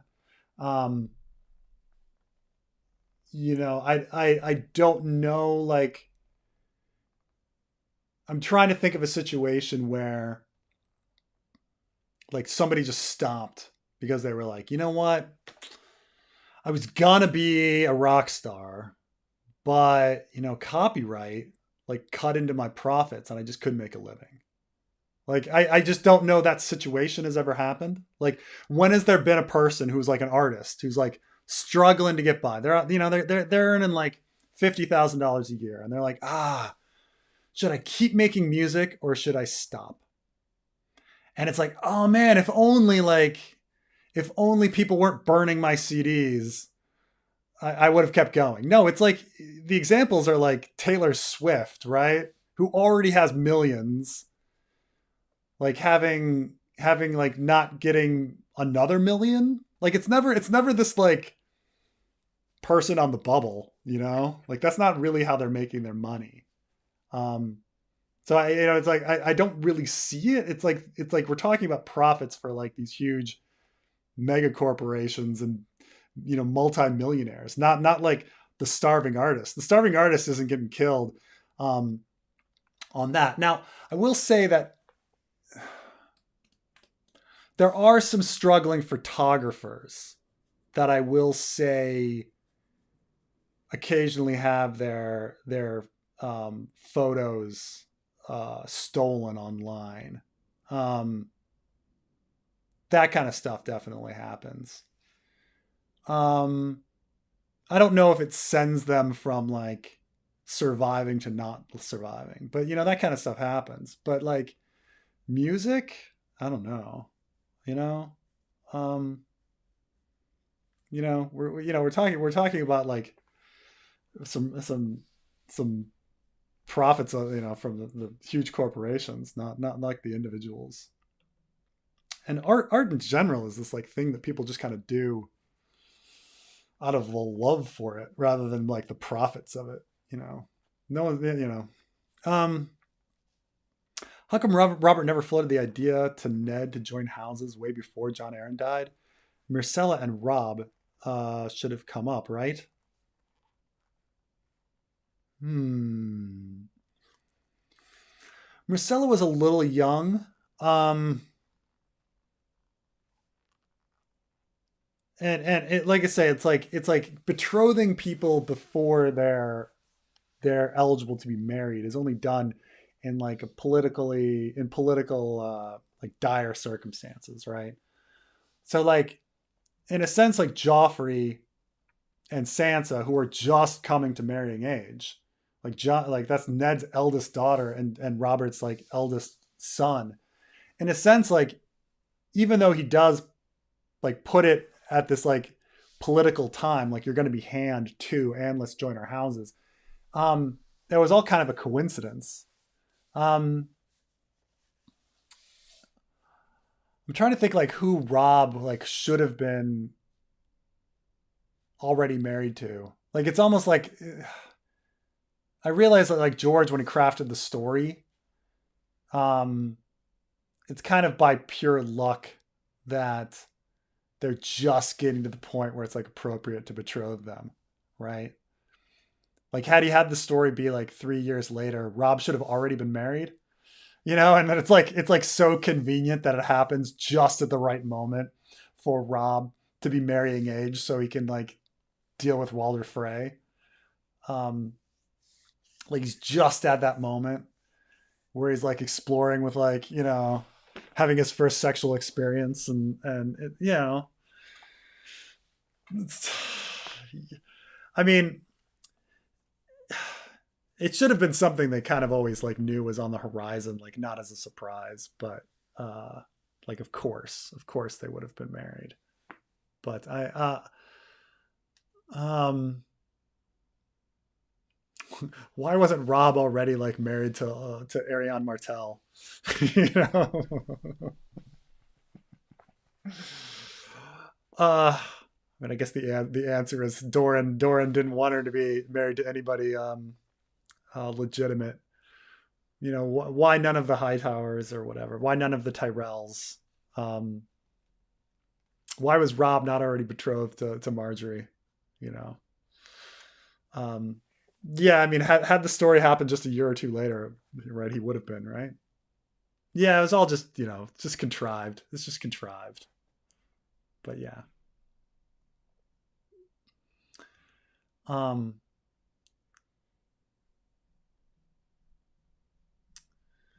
man, people love those. People love the heydays of like Kazaa and Bearshare, Napster. Oh, dude, I holy shit, I good old days. Did you ever indulge in those P2P software stuff? Oh yeah, of course. Or for the Mm-hmm. most part, just I mean, for the most part, just borrowing my friends' CDs and like taking the songs, like putting them on my computer. I mean, that was the main thing. But um, Mm.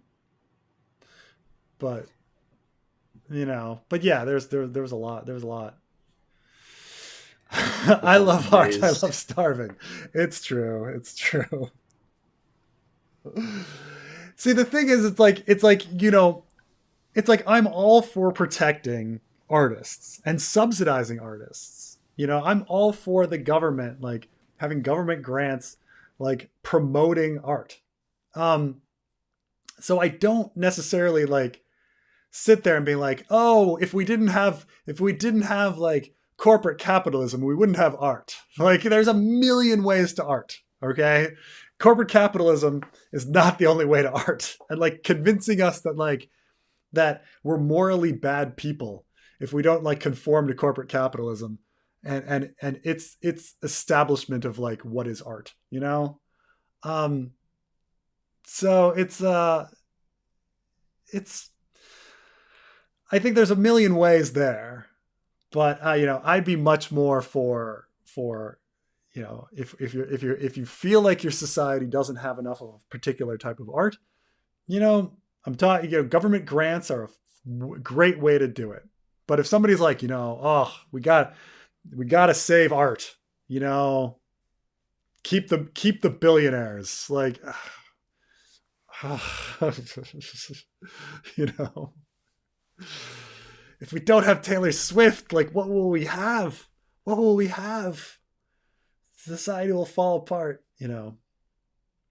Um, oh man, I don't know, Carmine. What do you think? You've been quiet on all of this. I'm not gonna talk shit because I fucking Glidus knows this very well about me. I fucking steal everything I possibly can. I'm a fucking thief. But I will say I steal from the rich and give to the poor. By the poor, I mean me, of course. Um, People get on my case all the time because like I'll actually I will not go into what I was about to say. Probably should not. Yeah, but Fuck the mic. I'm just saying, like, conceptually, it's a very funny thing that people are like, oh, this nebulous thing, I own it now, and if you try to take it, you are a bad person. You are a thief. Hmm. It's a very odd. It's a very odd conceptual concept that um, that you can just like own something that we previously understood as common. You know. Um, so it's people are just finding their ways around it. You know. In regards to copyright, like we get fucking destroyed on YouTube for it. Oh yeah. One of my the other day I got an email from YouTube like your video, which is fair use, was claimed by HBO. Like why? Like it was one of my House of the Dragon stuff. Like Mhm. why though? It's like my voice is in it throughout the entire thing. It's not just a whole Yeah. clip. So what There the there fuck? is there is an absolute dearth of there should be a million music channels and a million like music analysis channels and things like that. Yes, there's like Beato and stuff. But like even he talks about how he can't even play on his own guitar a melody so he could talk about the melody, even though that would be complete fair use because he would get copyright struck. So he has to sit there and like talk about a melody without playing the melody and talk about music that way. Because if he even just played a few notes of it, the algorithm like shuts him down. Yeah. So it's really bad with music, and I'm sure like Glitus and others like know like when you add music, you increase your chance of of your uh, your video getting taken down like just like 100-fold, um, or just like animate like using animated film. This is why like I only use stills, like because I just don't want to deal with it. So when you see my videos and I talk about it, it's always stills because I know that like if I do anything more, it's going to get shut down.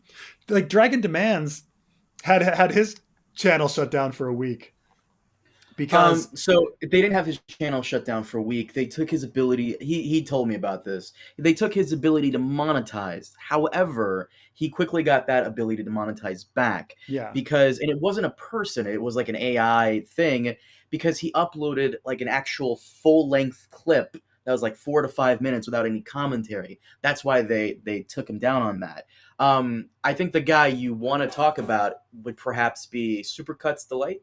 yeah Do you want me to go into it yeah or? yeah please So for those of you guys who don't know, YouTuber Supercuts Delight, we actually did a podcast off a video he did about like all the things wrong with Game of Thrones, blah blah blah. Supercut Delight's uploaded. I spoke to him on Discord privately. Hopefully, I can get him on the podcast or on the live stream in the future. Very nice guy. I was trying to help him any way I can because I do have some contacts who are able to contact YouTube. And basically, it comes down to he had like maybe 4, 5, 6 videos where for the longest time he didn't have any audio commentary. One of his videos that got him in trouble was he put subtitles whenever Baby Yoda and Mandalorian would come up, like just custom subtitles. But because custom subtitles don't really count as fair use, the YouTube algorithm got him on that, and they basically said he couldn't monetize his channel anymore until the yeah issue was yeah. fixed. So hopefully next month they can fix it and he can get his monetization ability back. Shout out to Pat Finnerty. Pat Finnerty got one of his videos got shut down because he used his own song. He got copyright struck for his own song in one of his videos. That's ridiculous. Yeah. Um, Rick Beato is the best music channel for sure. I mean, Beato is I'll grant Beato has some fucking great stories when he just like I think his best stuff is when he just starts talking. Beato, but you know, he does like overly lean into the music theory, because like at some point, yeah, we're all listening to the same fucking like chord progressions over and over again, like, but there is like uh, a hard to define extra special essence to like music that you can't really explain a music theory that like makes something cool to listen to and like you like it, you know. So Beato, I do love Beato's just like rambling stories. He's great. Beato. It's all like a completely different world of YouTube from like House of the Dragon, Game of Thrones. But yeah, it's like I just feel like everything is broken with copyright right now. Like it's the fact that like you know people can get sued for using Sherlock Holmes and you know various things like can't be used. No one knows what's gonna happen when Mickey Mouse is like public domain and all of these things and what people owe, and it's all about like who has the best lawyer and who is willing to like bring somebody down with going to court and stuff like that. It's just I don't know. I You've mentioned Pat Finnerty a lot before. Have you ever contacted him? no. I mean, you know, I'm sure I could get him to I'm sure maybe he'd be willing to come on, but what is what is he going to talk about with House of the Dragon and Game of Thrones? You know, Yeah, shoot the shit. Why not? probably. You know, I'm sure we'd get along. He's from Philly. I'm from Baltimore. That's all there is to it. You know. He's a sad situation because like his videos are incredible, but like I think it's like with YouTube, like the amount of time and effort you put into something for a certain number of views, like Right. doesn't translate. So like the amount of effort and time and creativity he puts into something doesn't get as good as like it should for him, you know. This is why we have Patreon and Patreon adjacent type of situations. Which, by the way, perfect time to plug Preston's Patreon. Preston, I'm assuming it's patreon.com/sweetrobin9000. I don't know. It might be Preston Jacobs. You don't know? Jesus. I think it's just Preston. Let me check on. Let me Let check me on. check too. I don't advertise it very much, Oh, you know. patreon.com/Preston Jacobs. Definitely check Yeah, him out. Preston patreon.com is slash Preston Jacobs. Yeah. for all the exclusive content, you know. Oh, I should really post it in my videos more. I don't. Um, I actually learned about Preston because of some other YouTuber said he was stealing deviant art or something. Yeah, it was like a weird thing from back in the day. How I Met Carmine, really. Um, Mm-hmm. but these are these weird things of like when fan art is a copyright violation, and so like really the fan artist is the one violating copyright, and technically like as commentary we're not, which is actually kind of the weird situation. But again, it's like, you just like, I contacted a lot of the artists, and they said things were cool. That's how you got your channel back. Like you contacted the artist and I'm not gonna bring. I promise I won't bring up this bullshit again. But I fucking hate it. It's funny that Dirty Dancer said that how he found you was because of that asshole's like Yeah. attempt to like shut you down, and that had the opposite effect. That's how a lot of people found you. Plus, that's so disingenuous. Stealing, like Mm, like the way you would have to steal it is you would have to take these artists' pictures and somehow profit off of it. Like, how do you right. what? Like, no. At the time, I had this Get out really of here. small channel. I wasn't making anything. Um, the Somebody asked to see my Google Play button or my YouTube Play button. I've got it here. This is mine. This is mine. Yeah. Wait. You didn't. Okay, never mind. Yeah, it's You still in the didn't put box. you put your name. Yeah, mine is too. You put your name on the plaque. You didn't put like your URL, which is Sweet Robin 9000. No, it's just my name. I think they ask you. I think when you get it, they ask you like what. It's been a long time, but I think they ask you like what They you do. want on it. Yeah. They do ask you. My boy. My. I regret even saying that. My guy Vexed. He wanted to prove a point. So he hadn't gotten his play button yet, well into 500,000 subscribers. So to prove a point that YouTube doesn't quality control the play buttons, he put "I hate" and then racial slur. He put the actual racial slur for black people there, Yeah. and he like made a whole YouTube video about how there's no quality control. Like, dude, you wasted your play button for nothing, for absolutely nothing, just to prove a point, you idiot. um. You don't need to profit to be in violation of copyright. That's true. You have to, but you do have to prove that you're causing somebody else loss or something. But again, it's George R. Martin that runs that owns all the copyright. So if you can prove that like George R. Martin is losing from something, the thing is also like there's two big ways that you get around copyright, and that's one. There's the fair use of educational analysis. So like if you're talking about a movie and you need to show a scene from the movie to talk about the point of your movie, the point that you're making, that's fair use because you're doing it for like educational purposes. So that's like most, you know, movie analysis stuff that you'll see on YouTube, but they still get like dinged. And then there's transformative. And the idea is that like once you take something, and if you take like a small piece of something but you've transformed it into a larger product, then that's also fair use. So in a sense, like you can say like, okay, say you've got a video on Ice and Fire and you use like one bit of art for like a second. Well, it's like a 10-minute video. It's a transformative process. And so then you have a transformative like situation. And so the kind of like thing that didn't make sense about the original like trashing of me is that one, like the people trashing me violated copyright as well. Like the name of their channel is a copyright violation, and like the name of their like stuff, like they would use pictures and stuff from Game of Thrones violating HBO's copyright all the time. But like, if I did it, you know. And so then it's the idea of like, okay, when a fan artist creates, say, a picture of like Tyrion, um,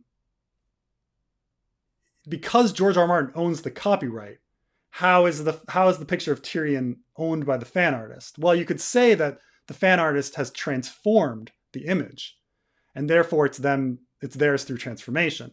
But if it's theirs through transformation, then how is my video also not transformation?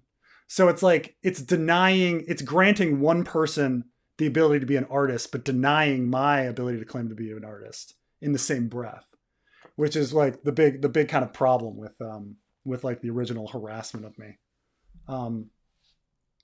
It was also based on a lie. You weren't profiting off anybody's art. That was the lie that they were pushing, is that you took people's art and you profit off it, which is bullshit. Mm-hmm. Stealing. I sent you a great meme, by the way. Someone on my server posted that. I think you'll appreciate that. Yeah.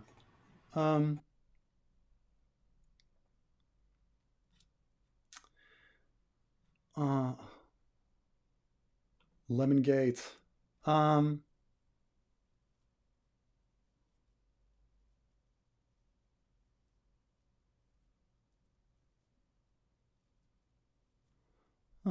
Yeah, this is all true. Laws are not conscious beings. The lawmakers are. The lawmakers have intent in the creation of the law, but the law is separate and an independent mechanism once enacted. It's kind of like death of the author. Yeah.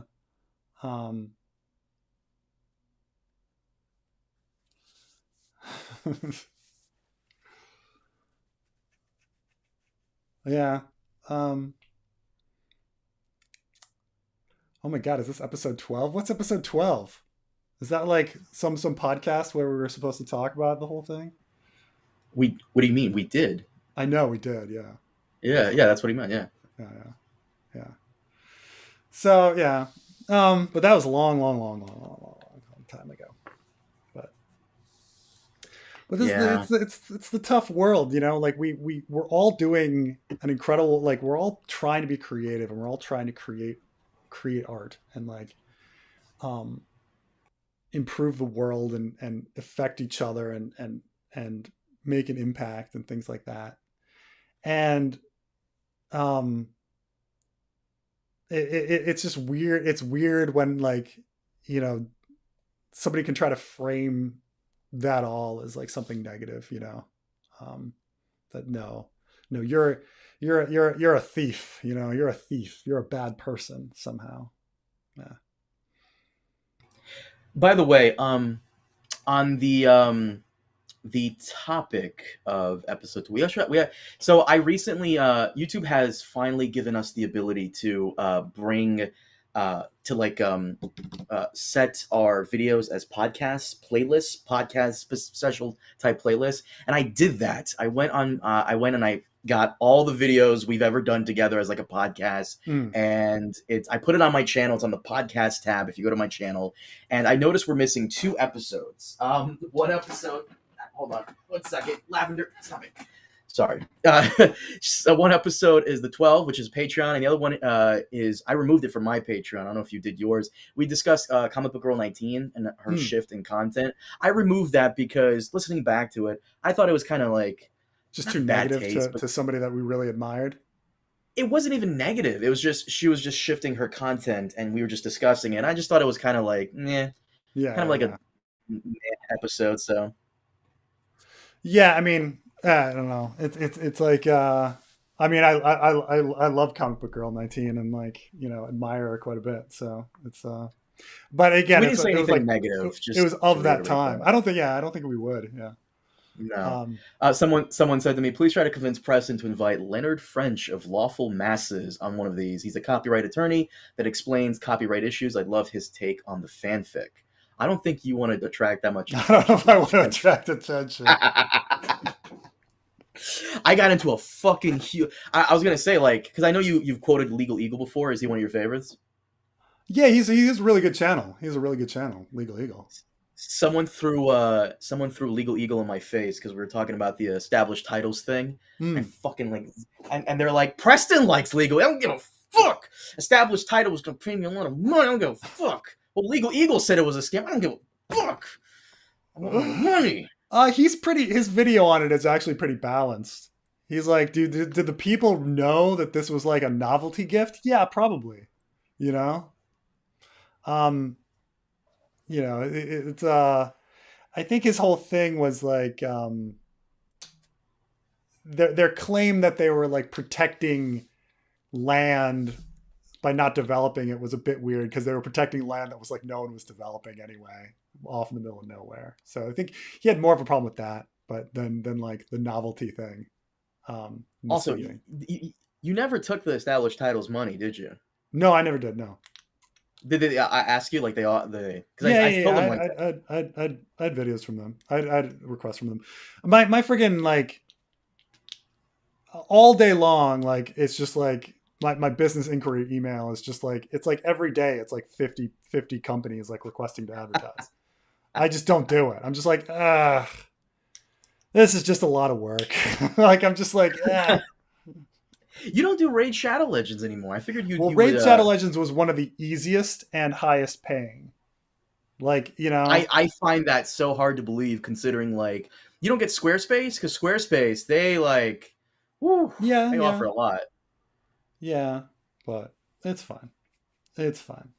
Raid. I highly disagree with you. Raid Shadow Legends being the easiest because they always want me to do like they always want me to include so many fucking things. They're like, yeah, we'll give you fucking $1,500, just a 45-second ad. I'm like, okay, cool. And then they give you all of this crap you have to include. It's like, dude, it's never 45. Well, seconds. Their big thing is they give you 130 minutes of minute 30 of content to fit into 45 seconds, and you're like, well, that's not going to happen. Like, it's just not going to. That's not possible. It was fine.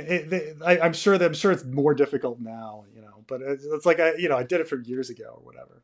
Anyway, but good for you guys to snagging the Game of Thrones podcast early on. Do you remember when we first started doing that? By the way, just to let you guys know, we started this 6 years ago. It's been 6 years. I can't believe that.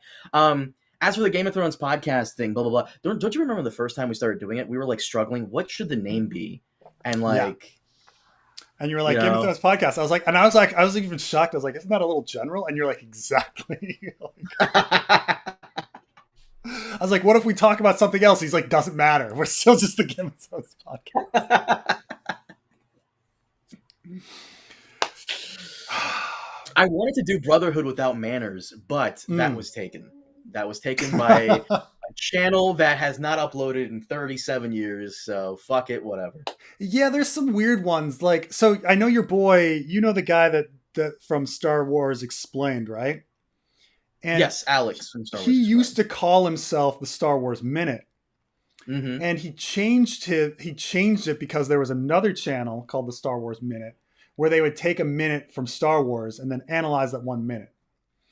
And he was like, oh, they came first. And the thing is, what's weird about that is he is 1,000 times bigger than the Star Wars Minute. Like the Star Wars Minute is like 200 views of video, right? Like it's like, but he still was like, I guess I can like not use this Star Wars Minute, use something else. So he was just like either being a nice guy or he like used it as an excuse to like change his name because he wanted to change it. Yeah. People are like, your name isn't Carmine for real? No, it's not. No, I use a fake name. Fucking crazy. Preston uses a fake name too. Don't let him fool you. All right. We are been on here for a while, but thank you everyone for sticking with me, and thank you Carmine for being with me. And I will I'll talk to you guys. I guess maybe Thursday if I do the Ironborn stream. You should. Are you gonna tell everyone you're not gonna be here next week? Yeah, I'm not gonna be here next week. Yeah, I gotta go. I got a wedding to go to, so I gotta be gone for a week. So, all right. So I will talk to you guys soon. Bye bye.